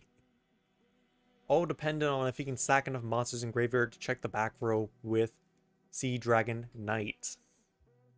He has enough monsters to check one of them. It is the summon spell. If the second set card is reprint, then that might be game. I don't know if he used that Sea Dragon or not. It doesn't say. Shuffle back 2, reveal the other set. Or did he sack off the wrong Sea Dragon? It has to be exactly reprint to help him live here. Reprint or Mirror Force. What is it going to be? It's neither. Rogi loses 2-0. That is a shame. Well played though, Rogi. That was an excellent showing of Sidekick. You did extremely well. Okay. Now then, let's check out. Atomic Knight and Spyro already finished their game. Okay, so we get to see RJ duel, or we get to see Volton. I don't see RJ, but another password, of course. Okay, let me pull up the tabs.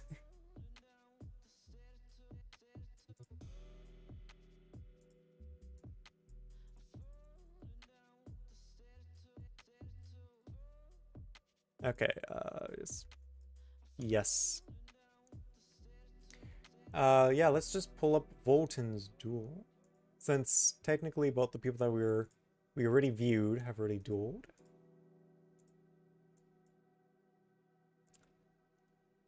So, Javon is on a deck in which I already forgot. F. Rogi. Yes, a shame. Well played though, Rogi. You did an excellent job. Everyone's doing extremely well this tournament, honestly. Like, these are a lot of good decks being represented. I don't think we had any repeats so far. Dare I say we don't have any repeats? Sky Savior and just general warriors that Agami was on is definitely, like, I have to consider a different deck, you know. Alright, now, let's see what Volton is rocking. This is technically game 2 or 3. I don't personally know. Govna, I keep saying I want to say Javon. Oh, Javon was the Executing player. Right. Right. Okay, whoa, he started off strong with Executing Proudy. As far as I know, he does not have another level 6 in hand unless he just really wanted to tribute set. Or tribute summon.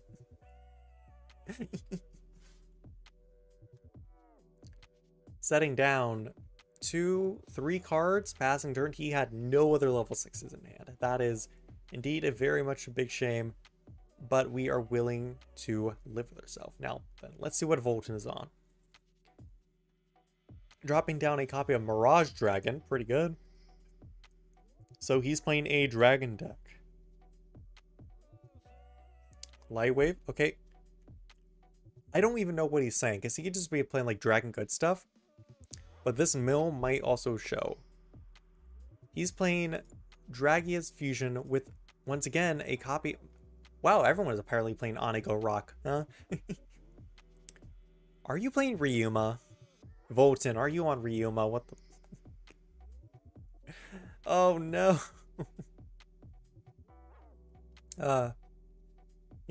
His opponent can't activate any trap cards during the battle phase, so he is technically safe this game, or this round. But Javon or Govna will also be able to do that, as he does play Jinzo. We do know that. Yeah. We do know that.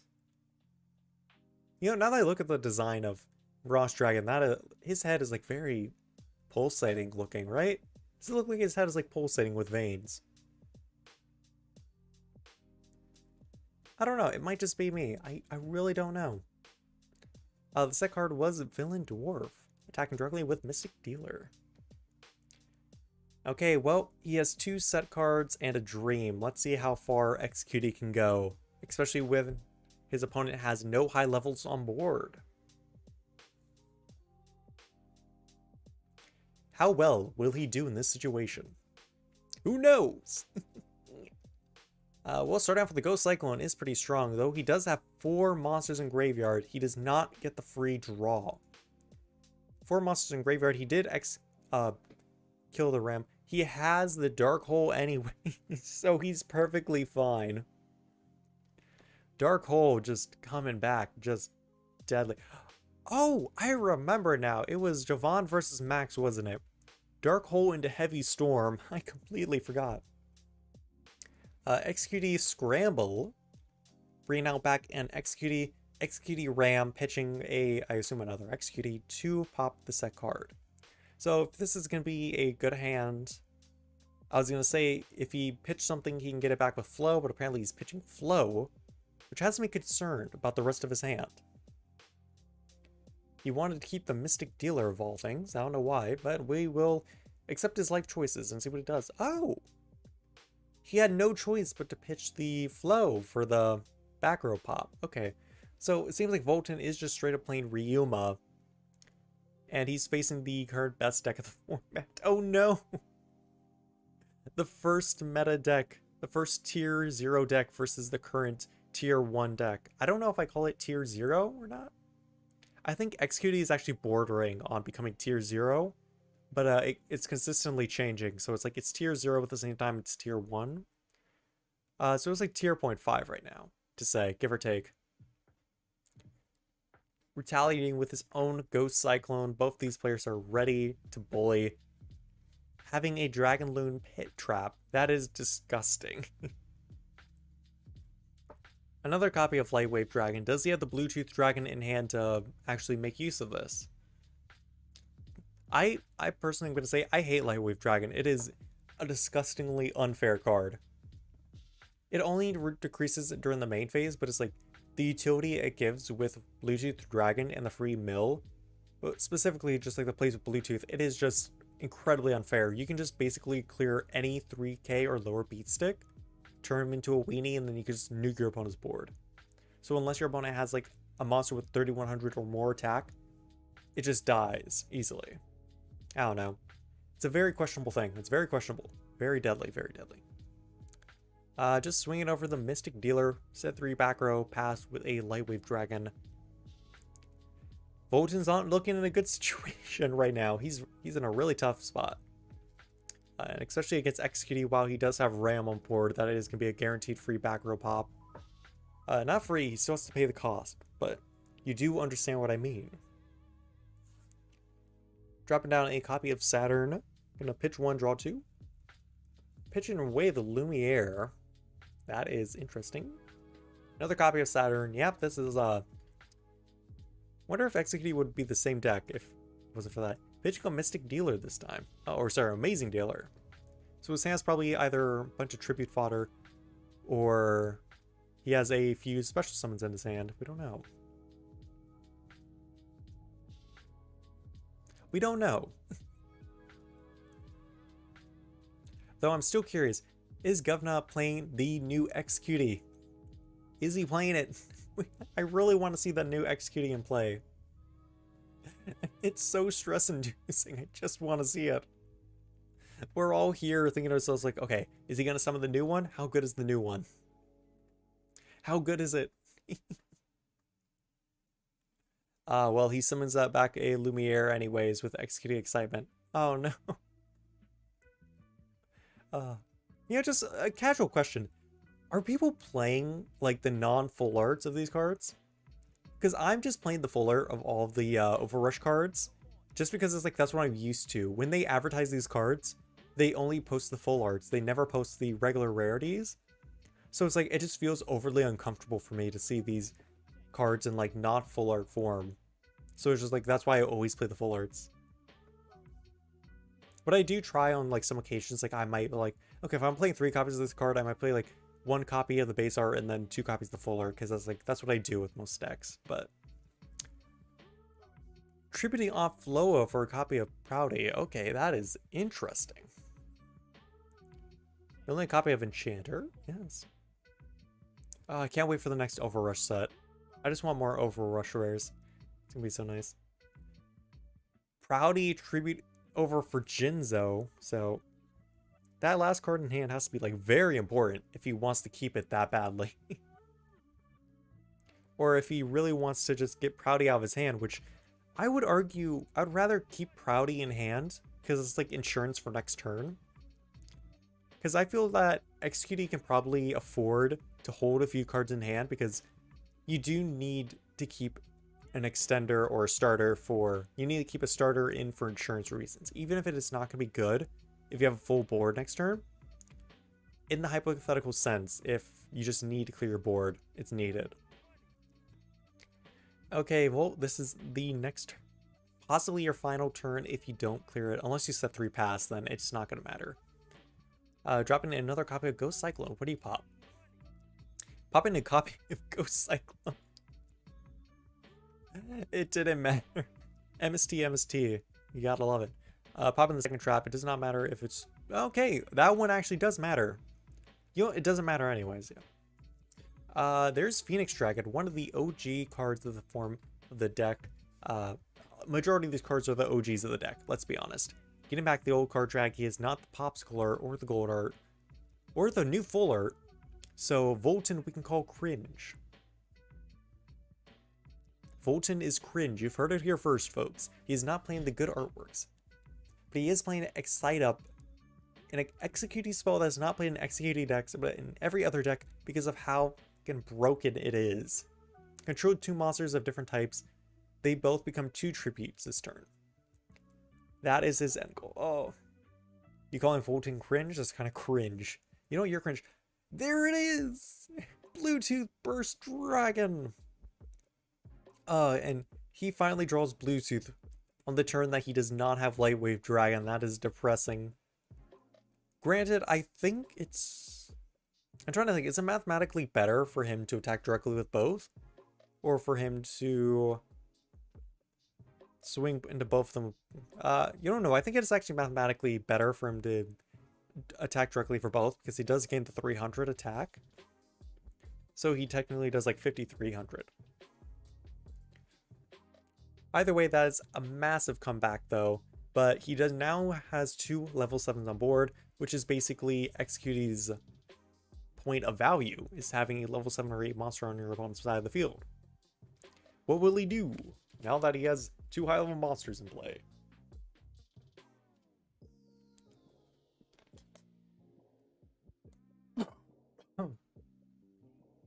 Drink water poorly.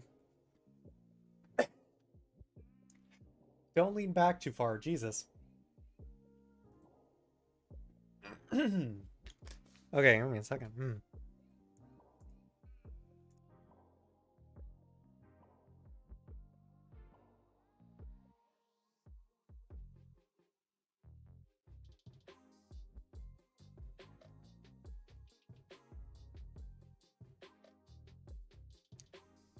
Okay, hopefully I was muted. Okay, well, he has 2 copies of Mystic Dealer, Pitching Bow, Amazing Dealer, and Dwarf. Did he draw XQDs? There's Excite Up. Or sorry, there's Scramble. I think I was calling Scramble Excitement earlier. Oh no. Yeah. I assume summon a copy of Lumiere. Summon a copy of Lumiere. I don't want to fully say, but I do have a sense of mind of what he could be doing for this situation. Yep. Summon out the Pouty. Ooh, million copy Ghost Cyclone. That's not good. But now he might use the effect of Lumiere, shuffle back a copy of Pouty, getting rid of the copy of... Ooh, these are both actually pretty bad targets, because if he draws Lightwave next turn, Bluetooth is going to wipe the board, but if he gets rid of Multi-Strike just clears the board. So, how will Govna out this? That is a pretty good out. That's a pretty good out, though it is a crash that's arguably better than what he could be doing. Ooh, okay. But this is still an out nonetheless, so... Unless that is tenacity, that is dark revelation. Does not matter the format you're in. Mirror Force is Mirror Force. It is gonna clear your board. Oh. Okay. He just needs to get 4,600 damage next turn. So he just needs 2 big normal summons. That's it. Just needs 2 big normal summons and he wins. Milioff for Dragias. Getting back the copy of Bluetooth. Ooh, that's pretty good. Bringing out the copy of Flynn or Dwarf. Pensive. There's another copy of Dwarf, though I don't think that's 2,400. He's 200 off lethal. Is he 200 off lethal? Wait, that is. Oh no, that's game. That's 49. Yeah, I'm just bad. I'm bad at math. If you can't tell, I can't do math or I can't read, even though math is my strong suit. Oh, that is. Yeah, that's a game. Volton beating the current meta deck, or winning this game with the first tier 0 deck. Oh, I don't recall if this is game 2, or I don't recall who won last game already. The duel ended. Executee is off for Jovan. Well played, Jovan. That was an excellent showing. Volton, good job as well. So Jovan and Volton were the last 2 for it. So we are moving on to the semifinals before we begin the fight for 3rd place and the fight for top, or for the winner of the tournament. Okay, so let me begin. The semifinals: Volton versus Igami, then RJ versus Spyrar. So let me just quickly pop this out, and then we can begin the semifinals. Because we did just watch Volton and Igami, we can watch RJ versus Spyrar this time.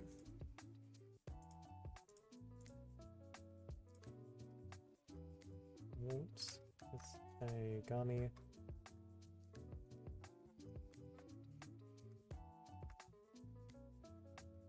Semi. All right.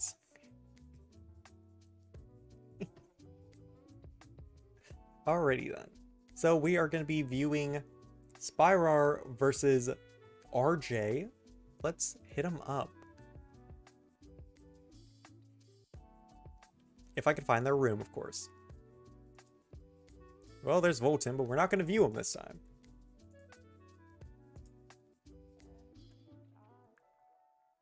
Volton pings Igami. Igami's response: pain. Just pain.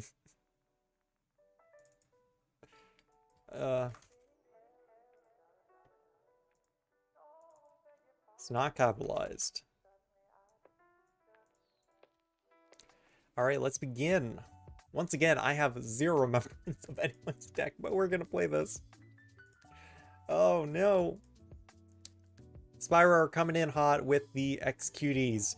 This is why we didn't view him, I suppose. Or no, we didn't view him, so we missed on the idea that he's playing Executee. Hopefully, through Spyrar, we at least get to see the new Executee in play, which is basically what we were hoping for this entire time.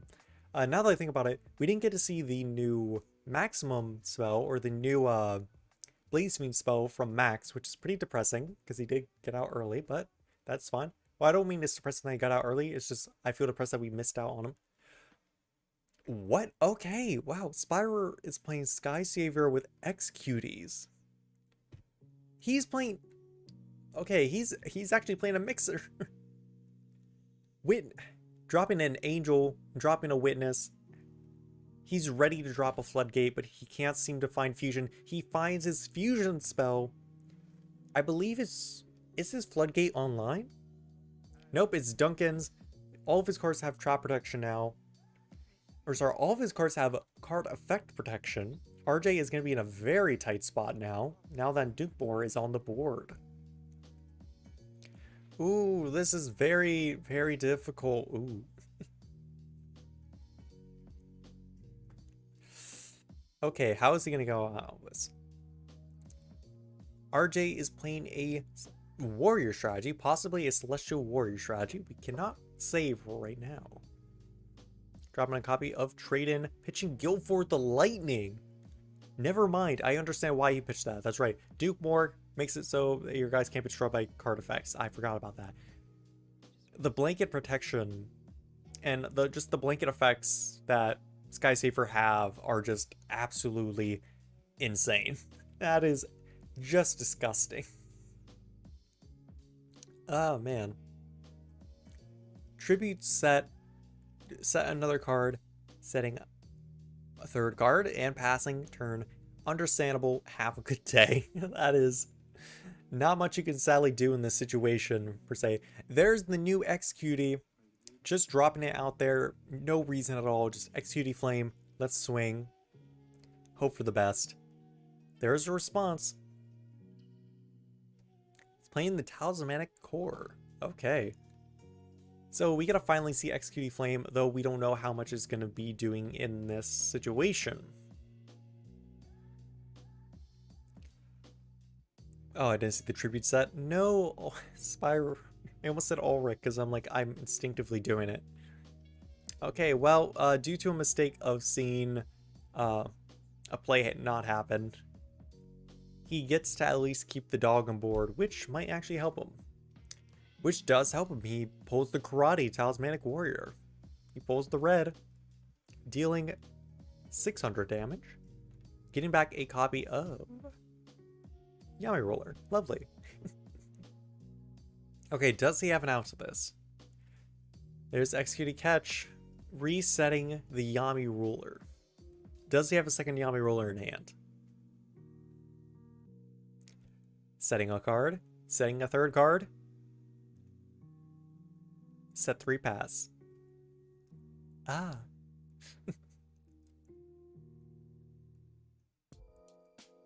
This is an incredibly difficult situation for RJ, because for the first time in a good while, first time ever that we're seeing in a tournament, Executee Skysaver is being a bit difficult, because not only do you have to fight off the main phase interruptions that Executee provide, you also have to out the incredible power that is the Skysaver fusion monsters. Dark Hole and Mirror Force are not going to be effective against this. But Heavy Storm might be effective. You never know. He could be playing Heavy Storm. We've seen someone play Heavy Storm this tournament. It's incredibly possible. Dropping down another effect of Karate.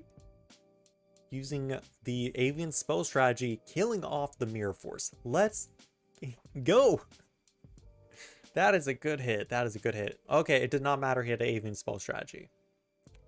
Getting rid of the second copy of Catch. Okay, so he only has one more copy of Catch in his deck, which is pretty good for RJ. Which is pretty good. But dropping down a copy of Amazing Dealer.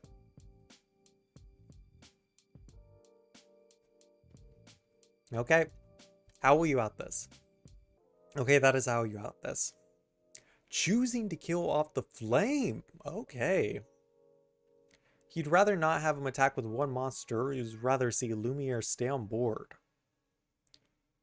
It did not matter. Lear is on board as well. With the downside of also reducing his own monster's attack, but it does not matter because it's basically being treated as if everyone's being reduced. Lumiere shoving back the Lear, which is no surprise because that's just like a free extender. Because he has a second copy of Lear. Okay. Well, he can't attack with Dunkmore this turn, so RJ is in no fear of taking a large amount of damage. Which is fine. Which is fine. Arguably fine. You know, I gotta say, I love Lear. I love Lear as a card. I just feel like it doesn't do much. Like, especially now that you look at, like, all the other Executees, she just exists, and she reduces everything by, like, 300, and I'm like, why do I feel like she's doing so little for the deck, but at the same time, it's like, she should be doing so much more, especially with, like, everyone else is, like, such a complex card. Like, Executee Flame is like, when your opponent controls level 6 or higher, summon this card from your hand. Send a card from your hand to the grave. This card gains 600 times the number of cards. Face up level 6 or higher. Execute Lumiere, summon this card if you control no monsters. Shuffle a face-up level 6 in the deck, and a level 7 or 8 in your opponent's field. You have the other dude, which is the other girl, Lumiere, or Luminous, I believe? Just 2,500 beater. Well, I guess that one's technically more plain, but it's just like, Leer is just like a very simplistic card. Just sum us up if you control level 5, or a monster with 500 defense. Then it just reduces a tiny bit. I don't know, it just feels like very lackluster. Okay, that is not another copy of Catch, definitely not a copy of Mirror Force. RJ is now gonna clear off the board. I almost said she because I'm in the mindset of talking about executing. Oh no. Well, he finally cleared out the board, though Dunkmore is still high and mighty, just chilling there. But he does have 2 cards in his back row protecting him. Hopefully that'll be enough. Never mind, it doesn't matter. He has CL. So now if he gets CL plus a Luma, or a copy of... Sorry, Lua. Was it Lu or Lua? I don't know. Never mind, he's gonna tribute. It doesn't matter. There's another copy of Leer. He just got back his same board he had last turn. So he'd rather attack this turn. That's understandable. That's understandable.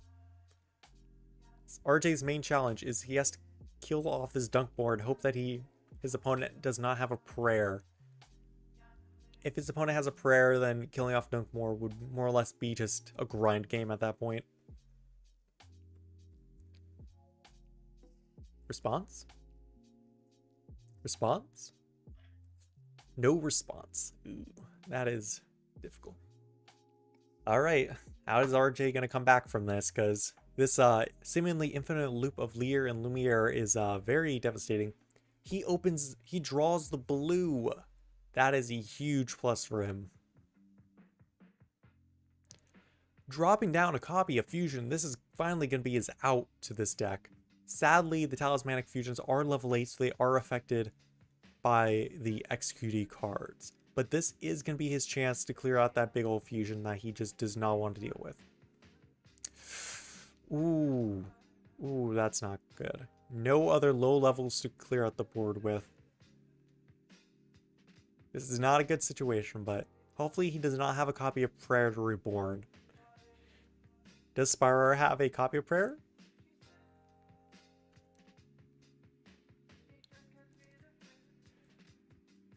Nice. He used the Lumiere effect, but does he have another copy of Leer in hand? It's hard, you know, I just realized I'm trying to commentate here. I've been saying the same 2 names for the same 3 names for the last few minutes. The last like 5 or 10 minutes. There's another copy of Leer. There's a Lilith. Ooh, okay, well now he's threatening lethal here. Has no choice, drops a Mirror Force, but now his opponent has 2 defense position monsters with 500 defense. He just needs to clear it. If he can somehow get back Lightning, this is game. Amazing Dealer, Karate. Use the effect of Karate dealing for... Oh. He does not deal the damage. Okay. Oh, because it wasn't a warrior. I'm so dumb. Yes, I was like, why didn't you use it? I was like, oh wait, no, warrior. Alright, well, he has to draw another copy of Lumiere, or he has to draw a copy of Lilith. That is basically his only win condition at this point. Never mind, he has a Dark Hole, so the set cards mean a lot in this situation. Bringing out a copy of Soel, changing himself to Dark, revealing a Duncan's in hand. Does he get Fusion? He misses! Oh, and he's playing the new trap card. That is concerning, it is. And while I watch him attack with Lilith, I am going to quickly also grab something because I have a prediction now of like how the finals will go. So I'm going to quickly grab a card art from the new pile. Yes, the recent Rush Duel game actually released a lot of the new card art, so I now have a idea or a pile of good renders for them to use.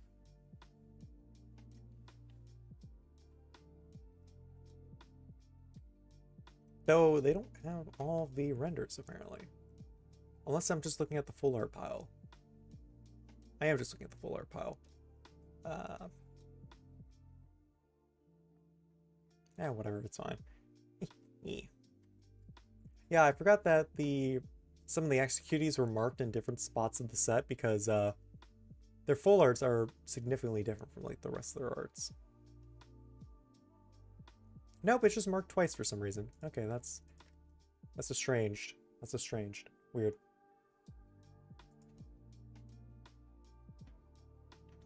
I say weird. It's not that weird, really. We also have to like speed. I do have a template now. I do have a template, which is fine.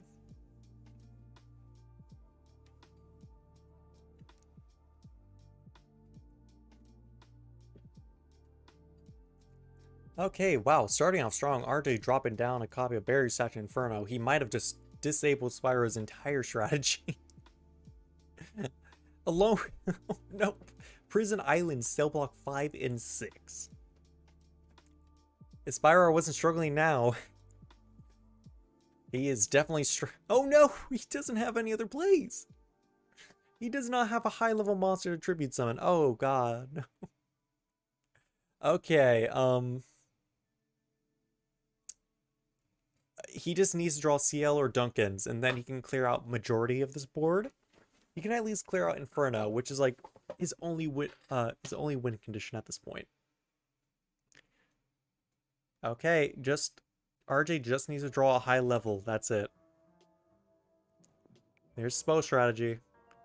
Getting rid of the Witness, which is pretty good.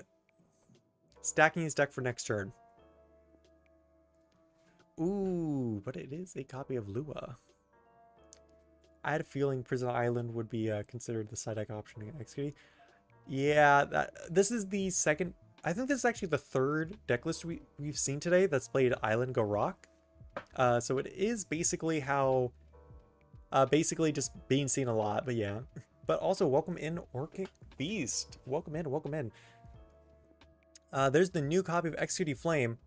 Of course, that card is not going to be locked by anything. It is a Fire Pyro monster that can special summon itself. This card just outs everything that you just saw. It gets rid of the, it outs the Prison Island, it outs the Inferno, the Barry Statue Inferno. It is the exact card they needed. I was going to say, if RJ can get a second copy of Barrier Statue, then he's in a good space, but I guess he's not in a good space anymore. Oh no. The fairies being, or sorry, the angels being exactly 1000 defense also doesn't help his case. Oh, this is a very close match. But this will also, I believe, decide who's going on to fighting in the finals and who'll be fighting in the bronze matchup. So either way, we will see one of these two again and after this duel. Yes. So it seems like Spyro isn't actually doing well because he can't tribute summon. He still can't tribute summon, so this is technically a good lock, I gotta say. So RJ basically has enough time to calmly draw into what he needs while his opponent is just like stuck in this endless loop of just having 3 monsters unable to play. Gives him enough time to actually draw into the Barrier Statue again. But there's the Sky Savior symbol, one of the only warrior equipped spell currently in the game. It's also the only Celestial Warrior and Fairy equipped spell. Killing off the Executee. Okay. He still can't tribute summon, so technically RJ's in a very good spot, because since Spyro can't tribute summon, he can't enable any of his executed cards, but he can play in 2 Sky Saviors. Which is basically the goal right now. Oh no. Unless he has another Excite Up, then, you know, that basically enables all of his cards. Which is the concern. It's a partial concern.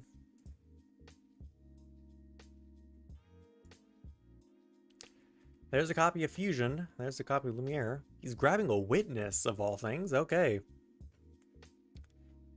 He can't declare a battle phase this turn, but he is digging for something by revealing his 2 souls in hand. He just wants a card.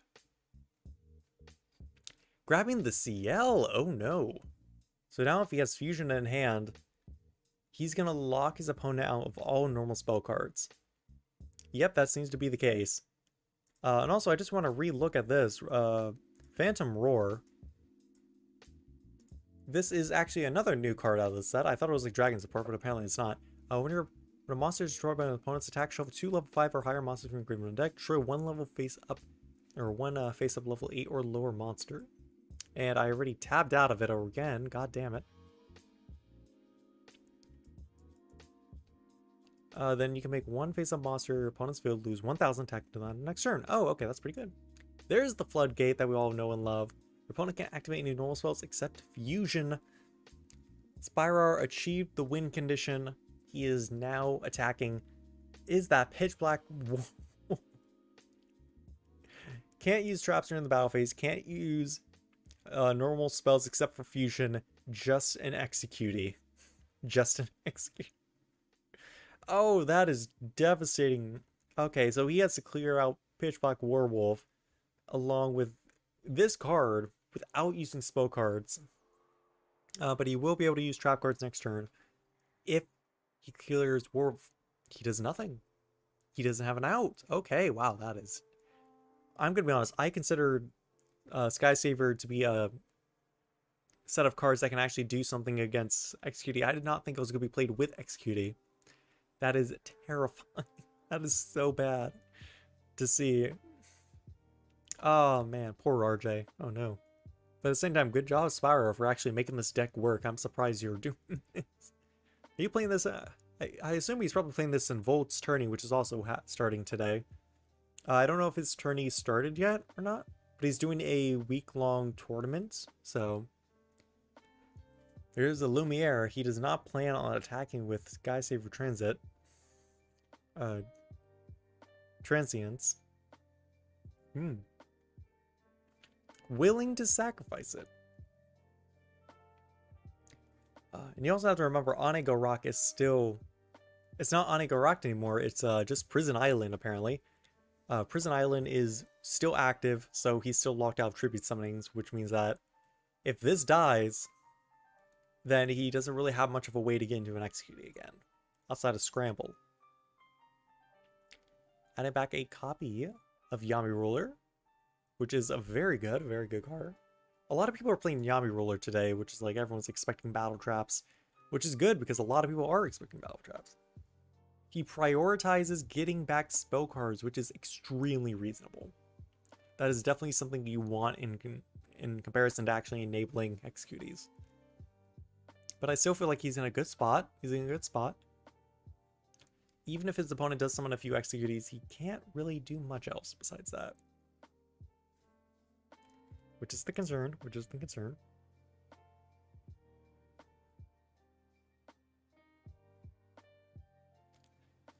Finally, using the effects of Executee Flame, he has no Executees to summon. Holy.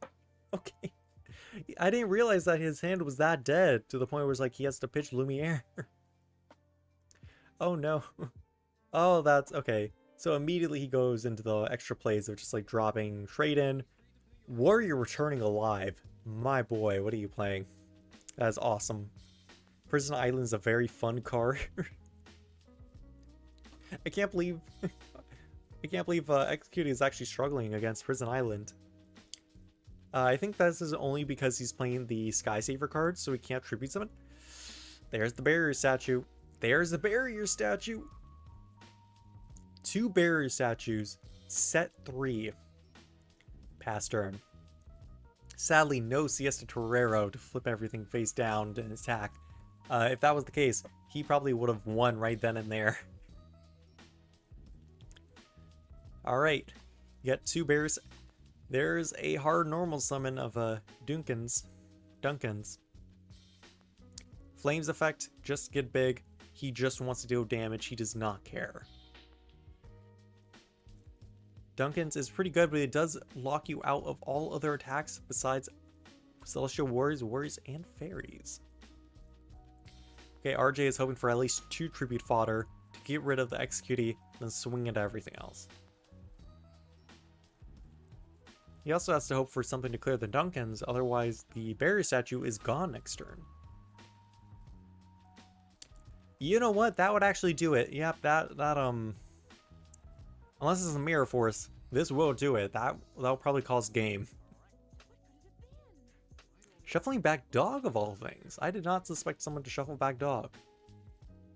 He does not have a mirror force, but he is going to attack everything, which does mean that Spyro is in an extremely tight point, where the only monster he can special summon is Executee Flames and the Executee Gamer, whatever her name is.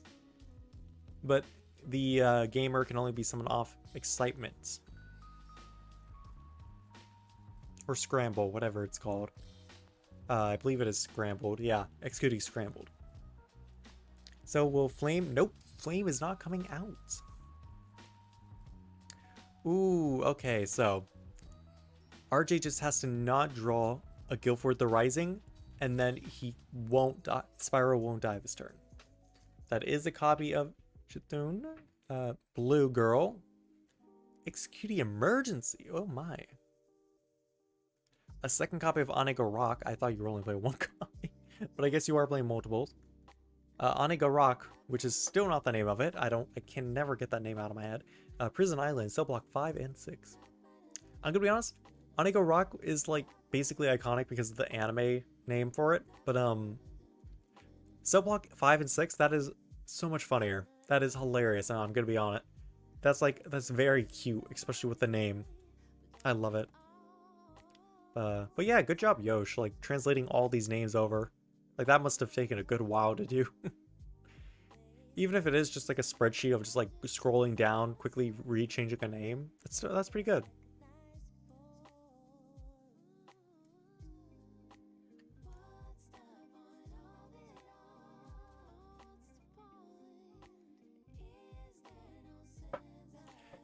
Alright, you have no monsters on board. Prison Island is up. Barrier Statue is up. What do you do? Spyro surrendering. Game 1. Ooh, this is only the semifinals, and we're still like 2 duels away from actually finishing, but it's like this is incredibly stress-inducing. Oh, and since we do have a downtime, I am also going to be quickly sending a message.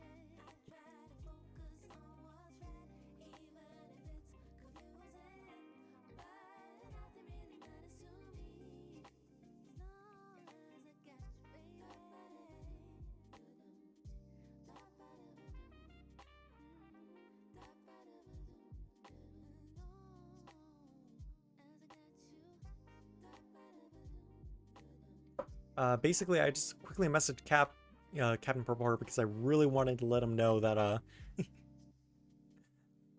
about the name change of the stars, because I forgot to mention to him, because we have an issue because of character tournaments of saying, okay, wow, he has CL, okay, he has the Floodgate out right away. Well, GG, well played. Turn 1 Floodgate, good luck. We do have an issue with the Lukeman and the Lug. A lot of their supports, we want to keep it as the stars, of course, but you know, TCG is a bitch, but yeah. Alright, well, how are you getting out this, RJ? Ooh, that's not a good start. Well, it doesn't matter, actually. Set 3 pass might actually be the best he can do, but he does not have a copy of Prison Island. That is a damn shame indeed. Not something you really want to see much. Oh no. Oh, that is sad. I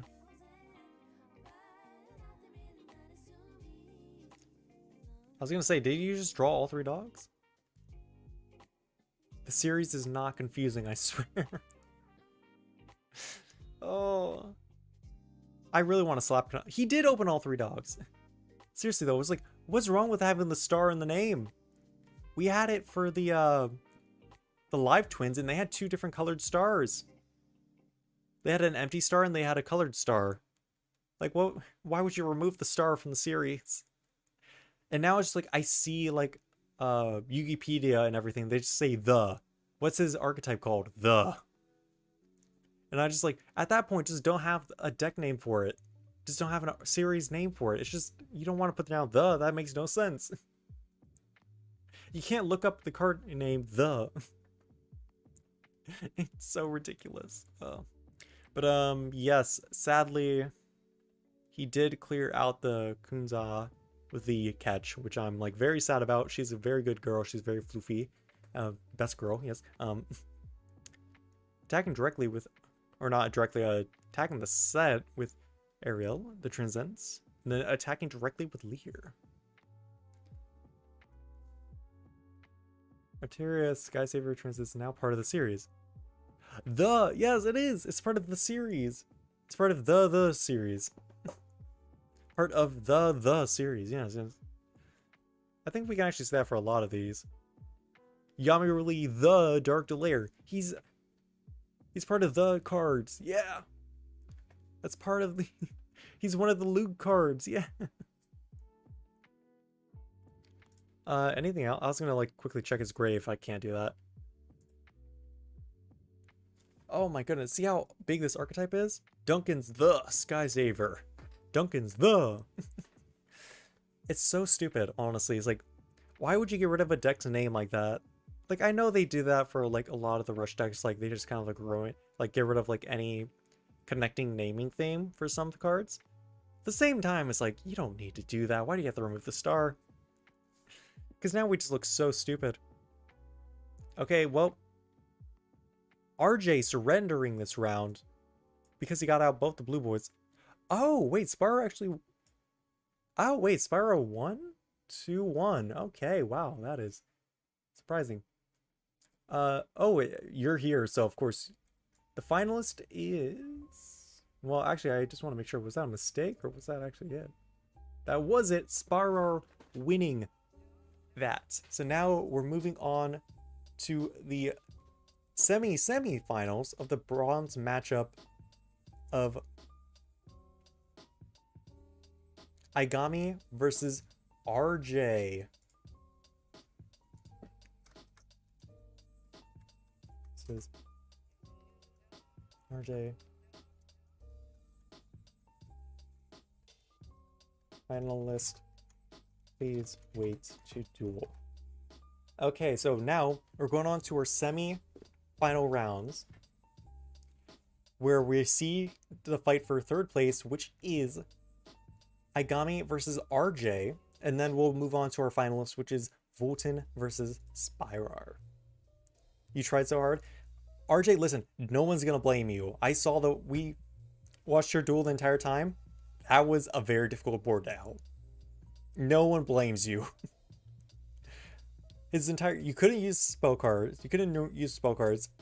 You couldn't destroy his cards by card effects. There was no chance. Game 2, you were solid. You had barrier, you had prison island. You were just like set up perfectly. RJ, you did very well for that. Okay, now we're going on to the third place matchup. Seeing who will get into the top cut.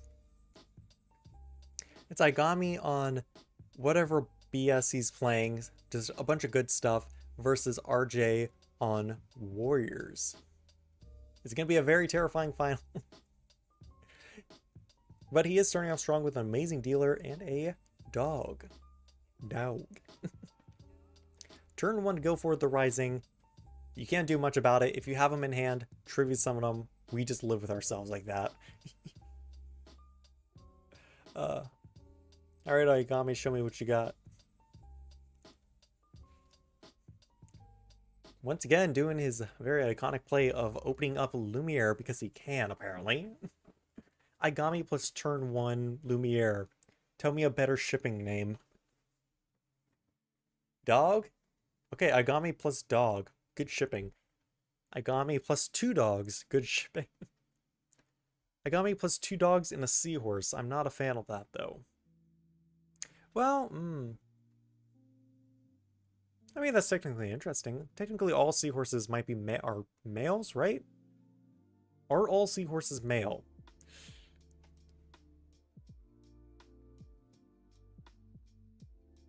I think all seahorses are male. I don't know. No, it's just like the males get pregnant thing, right?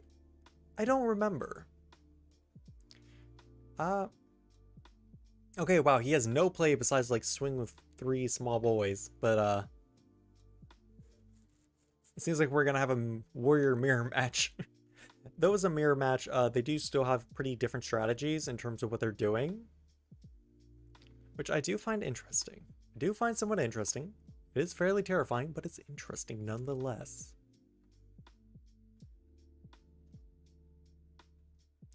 Female seahorses do exist. Oh. I'm just insane then. I don't know what I'm talking about. Oh, hey, this is gonna be a big play. Oh wait, no, what am I saying?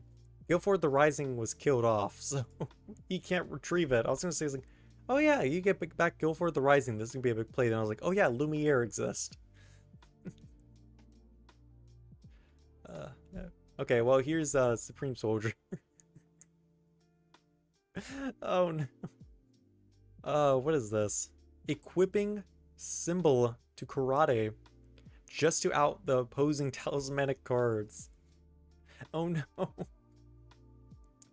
Yeah, symbol on karate is a question mark indeed, but I would say that he should prioritize keeping a board up on comparison to just clearing clearing Agami's, yeah.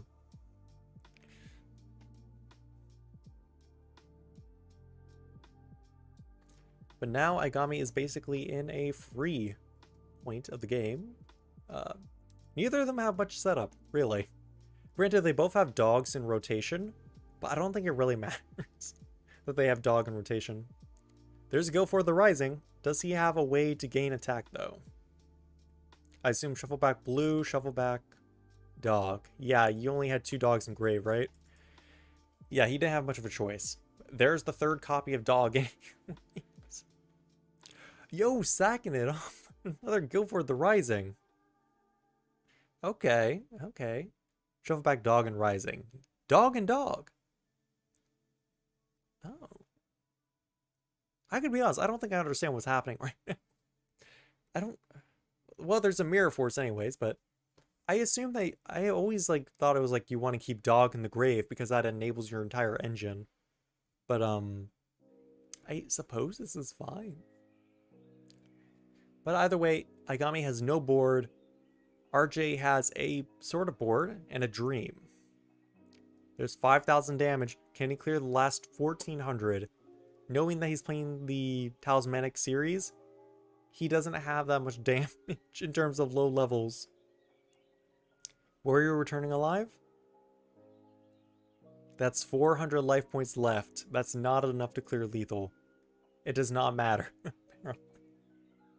It does not matter, apparently. No. Okay, so he's gonna have 1,400 left. So basically, Agami just has a dream. He has 2 risings and a dream. But at least neither of them are fighting just execute. Neither of them are fighting executees and all that. Oh, hey, it's that new spar. Stem magic. Send 1 card of your hand to the graveyard. Draw 1 card. Then if you spend both. Oh, okay. Wow, he prevented Agami from going +1 apparently. Actually, no. Stop going +0, I suppose.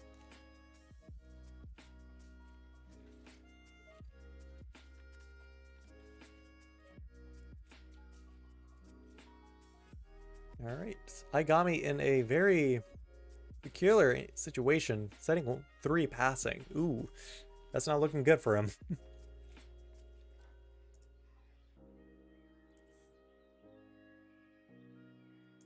Oh no.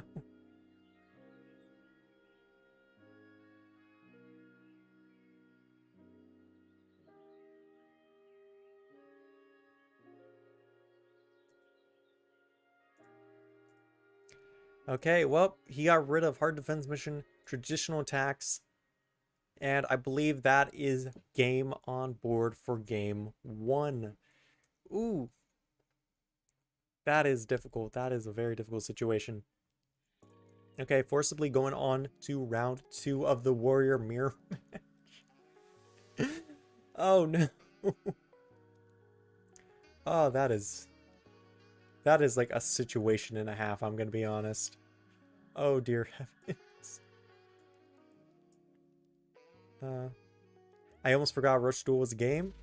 Oh no. Welcome in, Tame. Or Tame. I don't know at this point. Everyone just has like strange pronunciations to me because I apparently am just uncultured in many ways. But welcome in, yeah. Rush Duels, yes. We're celebrating the new release of the... I already forgot the pack name, and that's in my stream title. Assault Double Star. Which is introducing several new fusion archetypes. And a few new cards like Guildford, which we're actually watching a Guildford mirror match right now for the semifinals. It is an extremely interesting set, I must say. Well, they are technically playing some of the Sky Savior cards. But, yeah. Next round will be the finals, and we will have in a very interesting situation, I will say.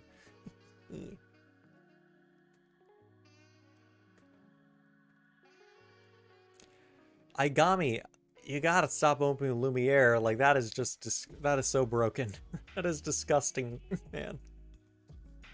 Well, he might not be using the effect now. He is possibly using the effect of CL. You know, now that I think about it, Lumiere is a fairy type, so she can attack under the effect of CL as well. Wow, that is... I did not think about that. Okay, yeah, I forgot some of them are... I forgot they're all multi-typed, so it's like I'm unaware of their types. You have a fiend, you have a fairy. I think you... Do you even have a machine? I don't know. Maybe. There's so many executives, I don't know. There's an early copy of Siesta. You don't want to see it now, but that is technically fine. Guildford the Rising. You know what? That's good. That's why you didn't use Lumiere, I guess.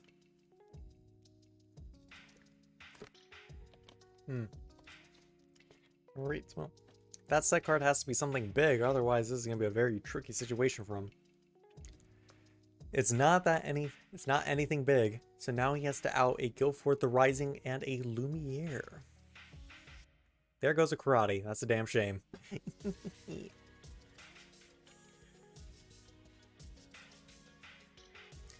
Okay.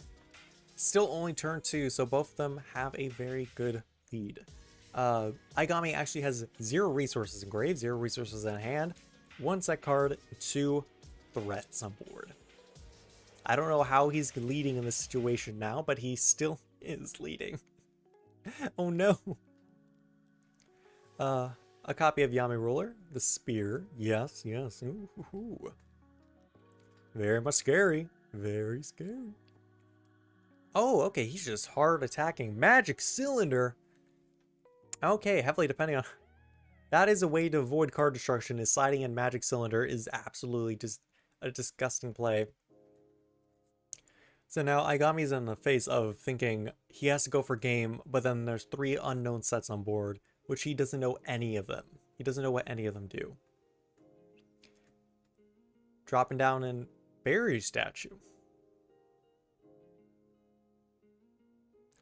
Ooh, oh, that hurts. Okay. So any attack reduction effect basically saves him here. RJ surrendering, going straight to game 3.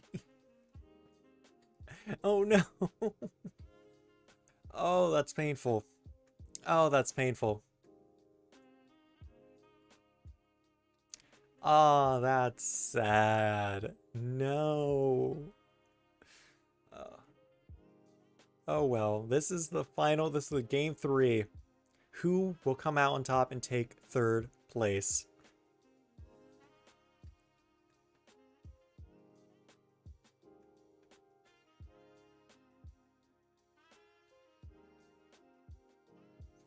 Sacking off a Jinzo. Okay, you're still playing Jinzo. Why is everyone bringing back Jinzo? I know there's a lot of like good trap cards in this format, but at the same time, you guys are still playing trap cards. Everyone who plays Jinzo is playing a trap card. And it is just ridiculous of like how it is. Is it really just Jinzo? Why is there a mark right there? Well, it's like I'm seeing. Am I seeing something that no one else sees?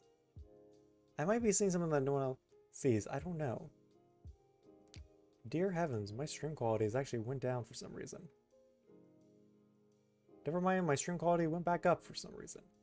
Yeah, you can see it. There's a little speck right there. I'm not insane. Oh, and I already missed what happened. Oh no. Okay, they crashed. I see. Thank you, replay. Bringing out the Lumiere. Igami's ace monster. Oh no. Dropping down a Yamada no Tergo. To Sergey. I don't know how to. Just a Yamato. Dropping down a dog as well. Oh no. Thankfully it's normal 4 times the hell. Yes, that is how Rush Duels is. Rush Duels game mechanics are basically just you draw until you have 5 cards in your hand every single turn. Unlimited normal summons. There are no chains in Rush Duels. You can only respond 1 card per requirement met, so there's no chaining in Rush Duels. And you know, 3 and 3 spawn trap going monster zones and all that jazz. Yeah. Yes. Okay. Bring out the dog and the blue, so he does not need the engine, but he does have trade-in, so he's going to use dog anyways because he can't. Does he have Guilford the Rising Engrave? There's a lot of shuffling in this matchup, so it's like it's really hard to keep track. He does have Guilford the Rising. Oh no. Not before activating an avian strategy, killing off a copy of Sky Saver symbol. Is this really just like a popular card? Dropping down a copy of Fusion. Oh no. So he's not going for the Guilford the Rising. He's just straight up just Fusion summoning and he's going to call it a day. After recycling the spell strategy. Does he have a normal summon to get rid of the dog? Does he? Ooh. He does not have a normal summon. We do know he has Rising in hand. Going in for a swing. Hey. I believe that was the first bit of damage dealt to Igami in game 3. That is very scary. Ooh. Alright, Igami just has to clear this fusion monster in the 2 back row. And let's see if he takes the game. I'm not playing favorites. Like, literally, you can tell every single turn that comes by, I'm explaining, saying it's like, okay, this person has to win. This person might win. This person might win. No, they might win. I don't play favorite. It's any monster with 1000 and 1000. That is correct. I forgot. Wow, Barrier Statue is actually a pretty good card. Barrier Statue is always a good card. This just makes it more interesting. I did not think about this interaction. Yeah, I did not think about this interaction.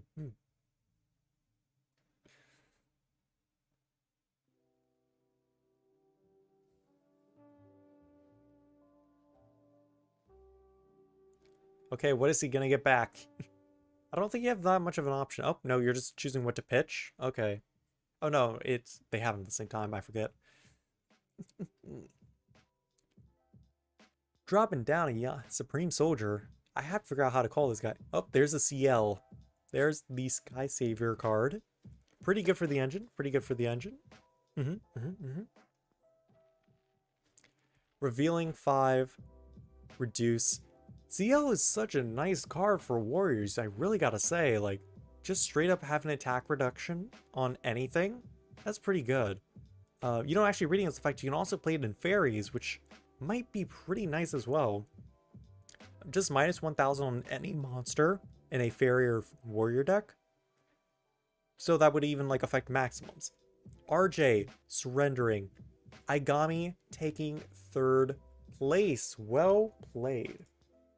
Which would lead to our finals of Volton versus Byrar. Analyst, you may begin. Well played. Good job, RJ, making it all the way to the semi-finals. That was a really brilliant play y'all made. You two did an amazing job. Alright, now we're going to be seeing the 2 finalists. moving over to spectate. They are beginning. Thank you, Volton and Spyrar, for waiting on the semifinalists to play. Now we can see y'all duel. Because I think last time I did the finalists play and then I made people for third place play, which doesn't seem right. I did say that this time I would do better. You did! You made it to the top 4. Good job, good job. Making it all the way up there is pretty good.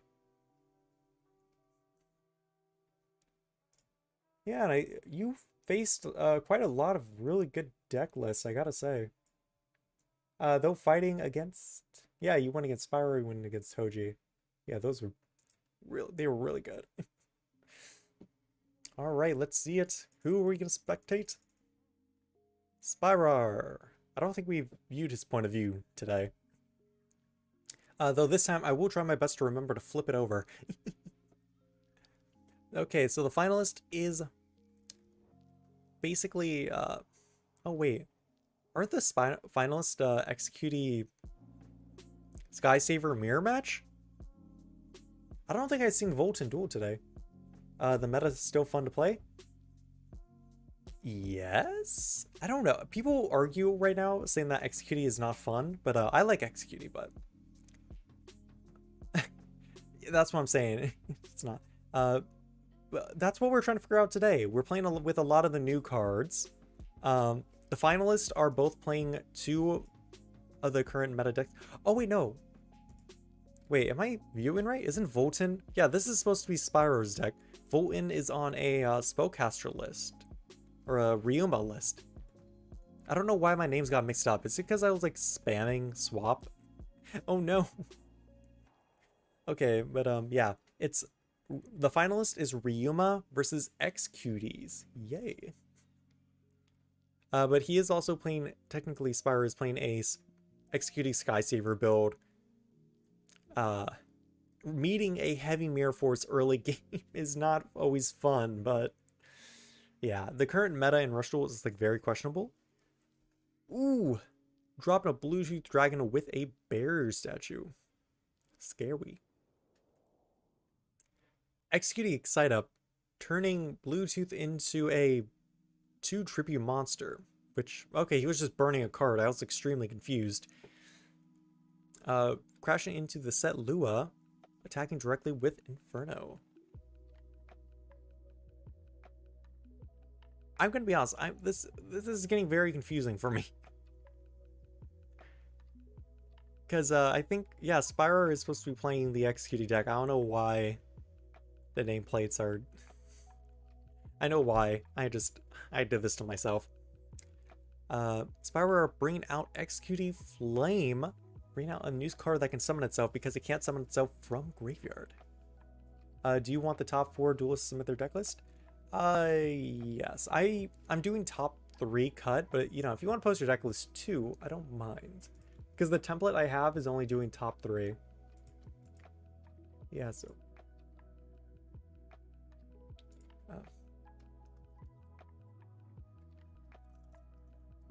deck list? Yeah.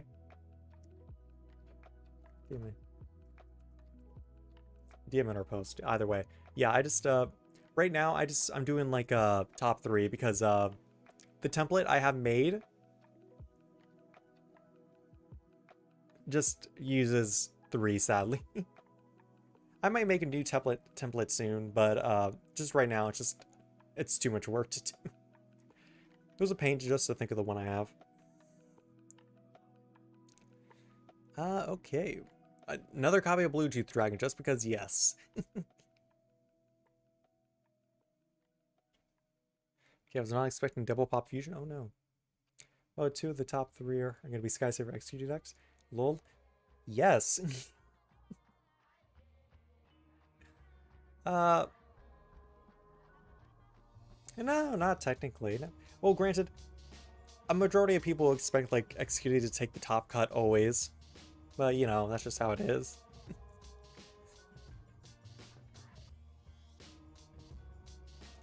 Dropping down a Lucy and a Lilith. Lucy just swapping that boy to defend. I couldn't call Bluetooth boy, because I don't know. telling a gender identity on a dragon is not really a thing, so. Sitting down one mystery monster. That's a damn shame. See, this is why we should still be playing Tenacity. You could have protected against that. Shameful, shameful. Ooh, this is becoming a really close situation. Ooh, there's the Lightwave Dragon. If he has Phoenix Dragon or a Bluetooth, but he just mowed a Bluetooth, this is going to be a big play. This could also be game, depending on what he has in hand. Depending on what he has in hand, Volton could possibly OTK, or not OTK, he could possibly kill in this situation, which is like very scary. There's the Phoenix Dragon. So, ooh. He does not have the Bluetooth. Is the new dragon stuff not enough to make dragon meta? I don't know yet. No one, because just reminder, just yesterday it was the day that the KP12 released yesterday, and I have not looked online to see the current top deck list. And no one in this tournament is actually playing the new vanilla dragon fusion stuff. No one's playing the Dragias, no. So I can't personally say.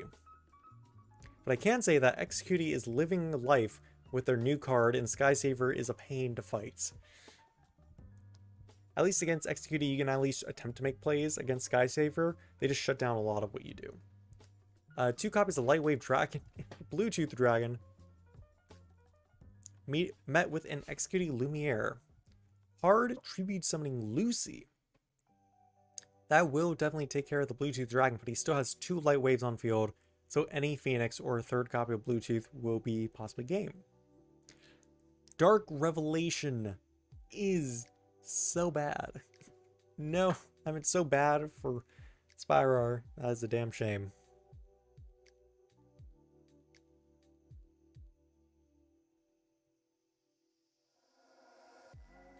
Alright, attack mode. Bluetooth Burst. Swings, Magic Cylinder. Let's see it. Nope. That is a damn shame. Okay, I'm going to quickly just pop out. I'm going to rejoin their lobbies to see if I can, like, fix the nameplate thing. Okay, so now it should be the same unless I'm just clinically insane.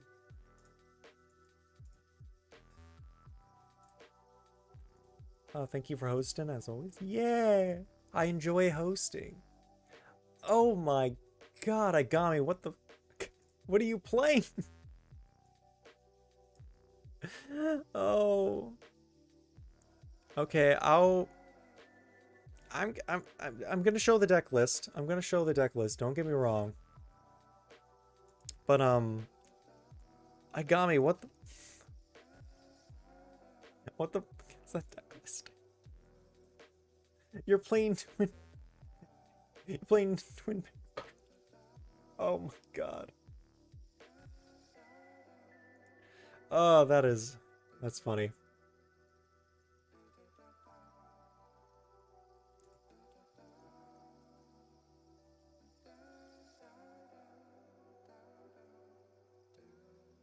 I feel like I missed something. I don't know. Okay. Lumiere comes out and dropping a Leer. I think that's the first time. Okay, our thing is fixed now, so now we see Spyro on Executee. Multi-Strike Dragon Dragia's not met with a catch. Ooh, that's pretty good for him. That's pretty good for Volt. That is a sign that he can actually fight back. 5-head deck list without 5-head dragon? Exactly. Yes. I'm gonna be honest. If it wasn't a set release, I would have totally allowed like pre-release because I really wanted someone to play 5-head during this tournament. Because realistically, what is Executee going to do against 5-head dragon? What can they feasibly do? But besides that, like +2 new fusion spells, that's probably the primary reason I was considering it, because it was like Mirror Force, Magic Cylinder, Dark Hole. RJ, you have a fair point. You have a fair point, but I was specifically saying, okay, you know, yeah, you're right. Oh, that's right. Lear's a fairy. Wait, is Lyra a warrior or a fairy? I think it was a warrior.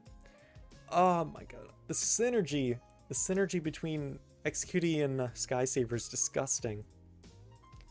Well, he now has a Lua plus a CL, so that means he can possibly have a Floodgate on board if he has Fusion. Reducing the attack by 1000, dropping a Poly. There's a Fusion. Oh man, that is painful. Well, he has Skysaver Transience on board. He chooses to keep that in attack mode.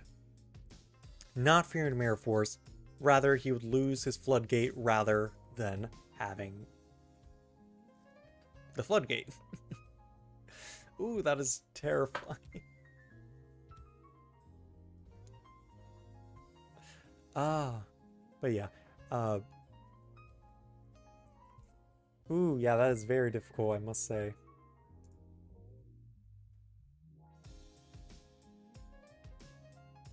And I just got pinged. It says, everyone, do you want to do a remote duel tournament? And I'm like, not right now, but that is pretty interesting.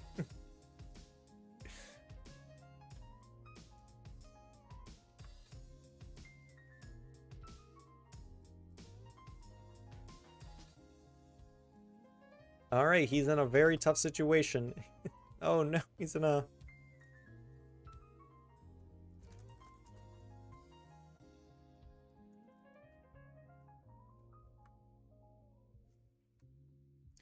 Yeah.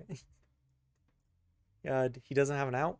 He might have an out. It's Ryuma, because your out is basically Dark Revelation, Bluetooth Dragon. Not the creator. You actually know, if he sets the creator and pass, I think he wins. If he just sets the creator and pass, he would have won, but definitely Bluetooth Dragon is needed for this. I assume shuffle back the creator, shuffle back the 2 Phoenix. If he has Bluetooth in hand, he can out this. Oh yeah, I can finally check. Lear is a warrior. Okay, that's cool. Ooh, but that is an executed catch. What he needs now is basically a tribute fodder. Volton strategically surrendering game 2 after winning game 1. Okay, it's getting close. It's a very close game. Oh, this is it. The final game to determine who's the first winner of KP12. Oh, is it going to be Executey Skysaver or Ryuma? Oh, that is such a spicy strategy. I'm talking about Skysaver Executey. Like, I did not consider that as a strategy. Oh, that's actually really interesting. It's very stress-inducing. Okay. Ignore all else. Full focused. Who's going first? Volton decides to go first. Understandable. Opening up the amazing dealer. You pitch 3. Pitching 2 dwarves and a Dragias with a mystic dealer in hand. Ooh, another amazing dealer. Set a card that could be Shocklet Dragon. Prison Island Go Rock. Ooh, he's got a solid opening. This could heavily affect Spyrar depending on his hand. You know what? Unless you draw the nuts. Okay, you draw literally... Who needs Ane Go Rock when you just draw everything you need to the Floodgate? Which immediately outs any set dragon that he might have, which is definitely Shocklet Dragon. Oh, that is painful. So now Volton has to out this guy. Turn 3 with minimum resources. Oh, and this calming music does not make this more intense, but I probably should have like turned on like a Yu-Gi-Oh soundtrack, but I just don't have one preset. Oh, that's a very stressful situation for Volton. Even though, well, he did still got the field spell, but that is not technically locked by the effects of Transience. It only affects normal spell cards. There is a Dunkin's though. Dunkin's Donuts, man. I want to buy some donuts right now. You know what, when I'm done with this, I'm going to go to the store, I'm going to buy some glazed donuts. Oh my god. I kind of want glazed donuts now. Oh. Anyone else craving donuts? Oh no. I'm gonna eat some flamin' chips or something. Yeah. Oh, God, I really want a donut now. No, why do I do this to myself? I'm sorry. Milling off 2 copies of Dark Revelation. Oh no.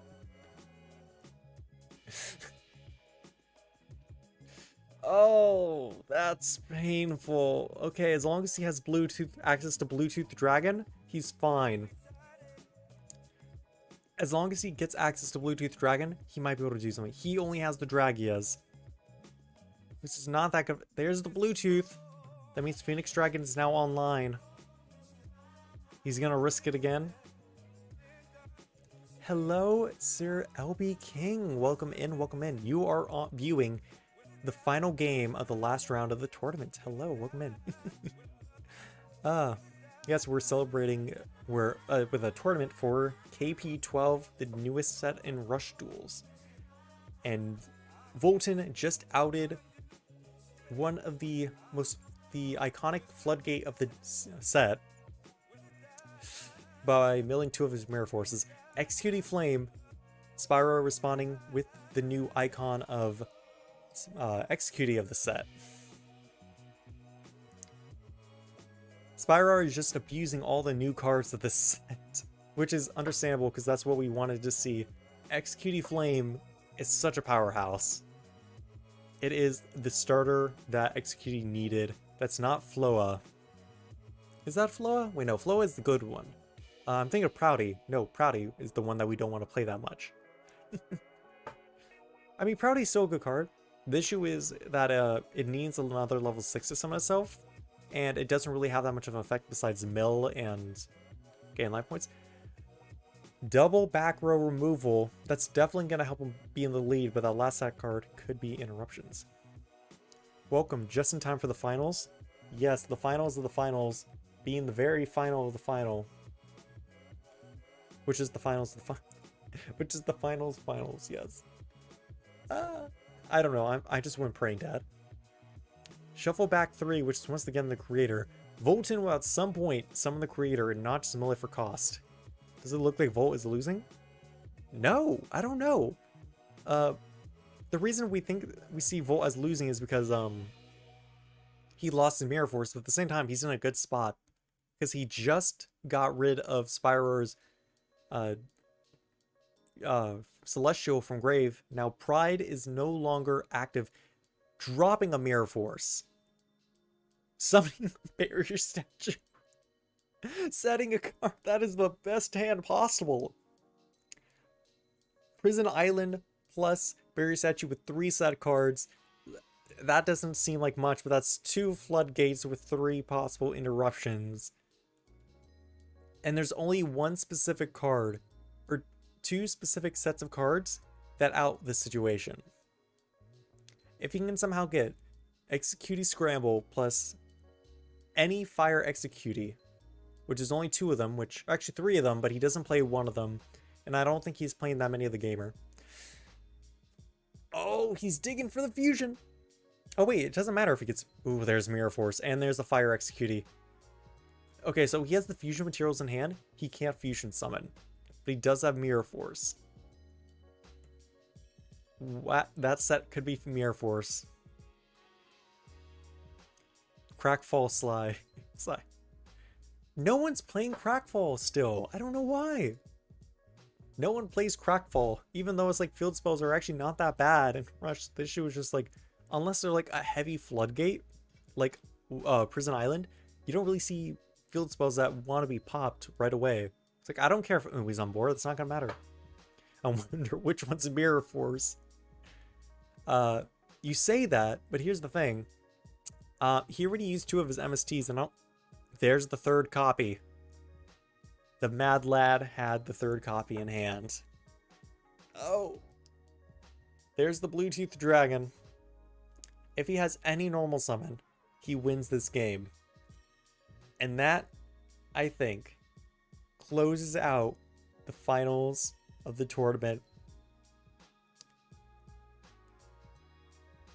Ryuma takes first place, beating Executed Sky Savior with an absolute just floodgate of a deck.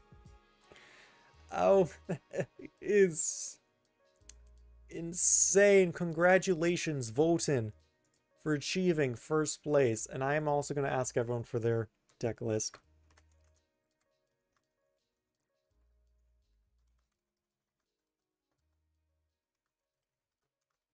Congrats, Volt. Yes, but now I will be showing off the winners of it. Well, while I wait for everyone else to post their deck list, I can still show off Igami's because he did post his deck list.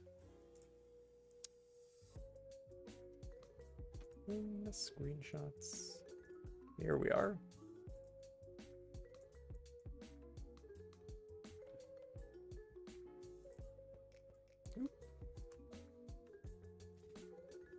Position. Here we are with the third place listing from Igami. Is that the third place listing? It is. Allow me just to catch up on the stream myself. Also, just move this over. Here's third place Igami 7's deck list for the tournament. Playing, basically just playing some Guildford. Yeah. Well, basically he's playing the Talismanic Engine plus, you know, a lot of the good warrior stuff with a bit of Sky Saver. I'm gonna be honest, what the fuck is this? Like I'm half curious about your thought process through this because this looks terrifying. Like looking at this deck list, I am just afraid of like why you even play. You chose to play Twin Barrel Double Dragon. Twin Barrel carried? Oh, I'm sure it did. I understand it's like CS and all that, but it's like Twin Barrel is very terrifying. Yeah, it's like this is like a very interesting deck list, and your use of taxation of taxes was very interesting. I'm happy you played it because I did not realize how good tax was gonna be. Twin Barrel, strongest card in the game? Hell yeah, it is. Okay. So, yes, that is his warrior deck.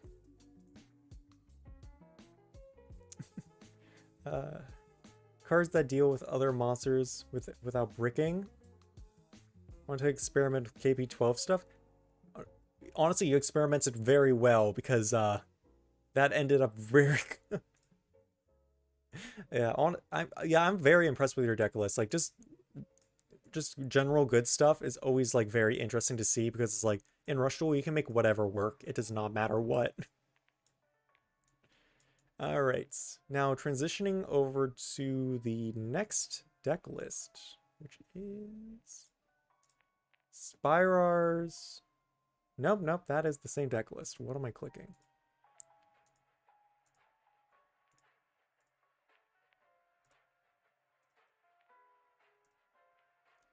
Here we are to second place of the tournament, which is congratulations Spyrar for getting level, god damn it, I was reading Agami's comment, for getting second place with his Sky Savior Execute build, which I'm gonna be honest, I don't think any of us suspected. Spyrar, your deck list is terrifying. Oh, you're only playing 2 Scramble. So, I fully understand your strategy here. Lumiere and Lear, Warrior and Fairy. Fully understandable. But then you're like playing all the other general executing cards. You're playing 2 of the new card, which I'm amazed you're only playing 2. The use of the Sky Saver cards with executing is just so terrifying, I gotta say. This is yeah, you're only using catch, which is like understandable. Especially if you're gonna be playing all the other ones, you just want the interruption. But just reveal Lear and Lumiere in hand, excavate 5, get whatever you want. That is a really good strategy, and just like at the drop of a hat, you can just suddenly change your strategy. Like, okay, we even saw you play Duncan's earlier, like Duncan's plus Lear and Lumius. Your opponent just couldn't clear your board because everything was just protected from card effects, which is just arguably, I would say, is like stupidly overpowered. That is absurdly good. And I would have never thought about like using this as like a deck strategy because I never really thought about like just executives being warrior fairy. Just this is a very cool looking deck list. You're playing like the one of Kime. Very cute. Oh wait, you're also playing the two other dudes. Yeah, that's nice. That's nice. Oh, you're playing for a 15 card extra deck, but yeah. The new trap 2, yes. The rage, which is basically just like shuffle of 5 or higher, pop 1, and then make another monster lose 1000. We didn't get to see much of this, but that is an interesting tech card I'd never considered for Execute, which is like, that's going to make Execute a little bit more terrifying. Oh my god, I just realized, you're side decking 2 Prison Islands. What the, why are you siding for yourself? You're siding for yourself. Oh, he wasn't on the backbeat? Oh, that's true. I don't think anyone was on the new backbeat. Because it was revealed late, I don't think anyone was on it.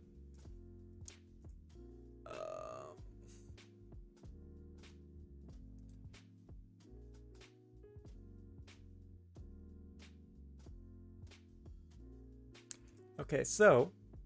Oh yes, if everyone wants to, you can always share your deck list in tournament chat, because I am curious of what everyone was on. Oh wow, look at that other Execute deck list. Oh, Spellcaster Execute, that's right. I completely forgot about that. Okay, so, on to grabbing the top deck list. Top deck list from Volton. Congratulations on getting first place. I will find the button. Transition. Here is Aigami's first place list.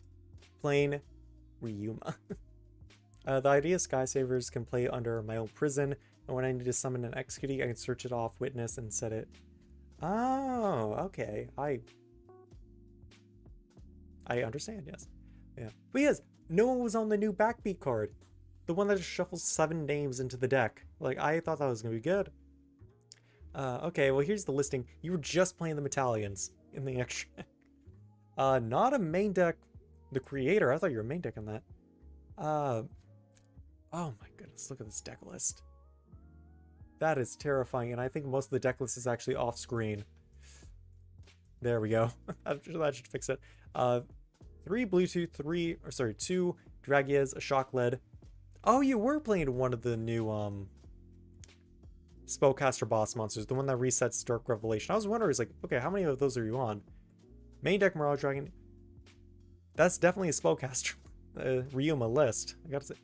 1 copy of, wow, you main decked. You main decked Prison Island. I would have not expected that from you. That's a very bold move just to main deck 1 and side deck 0.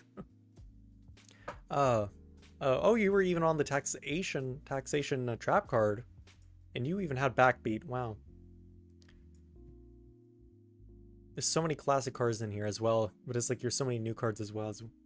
The new Wandering Fairy, I believe it is. Mirage Dragon, that's not technically new. Crank to 10, I don't think we saw that once. I didn't even realize you're playing that. Then, yeah, just a bunch of general cards. Besides, like, Heavy Storm. I gotta say, Heavy Storm is deadly. That is just disgusting. And Taxation, that's pretty good. If you choose a Psychic to rush to as a legend, who would it be? That's a very difficult... There's a lot of Psychics in the game. There's a lot of Psychics in the game, but just real quick. So this is Volton's list. Congratulations on winning the tournament. Good job. And to answer your question, that's not something that I can personally say, because if you could tell, Psychic, the requirement for rush duels is very high. If we're gonna see anything, maybe just like give us something simple. Actually, I don't even think there is a Psychic that we can have in rush duel realistically. The list comes from Twitter from user Bramo, so it's not entirely my deck. Oh, I see. Just scrolling through this, I can already tell, yeah, we can't get any of these. These are all way too new. They're all too good of a card. Yeah, none of these can come in, sadly.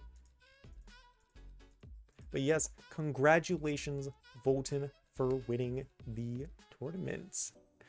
Thank you for hosting BT. Yes, I always enjoy hosting these. They're always so fun to do.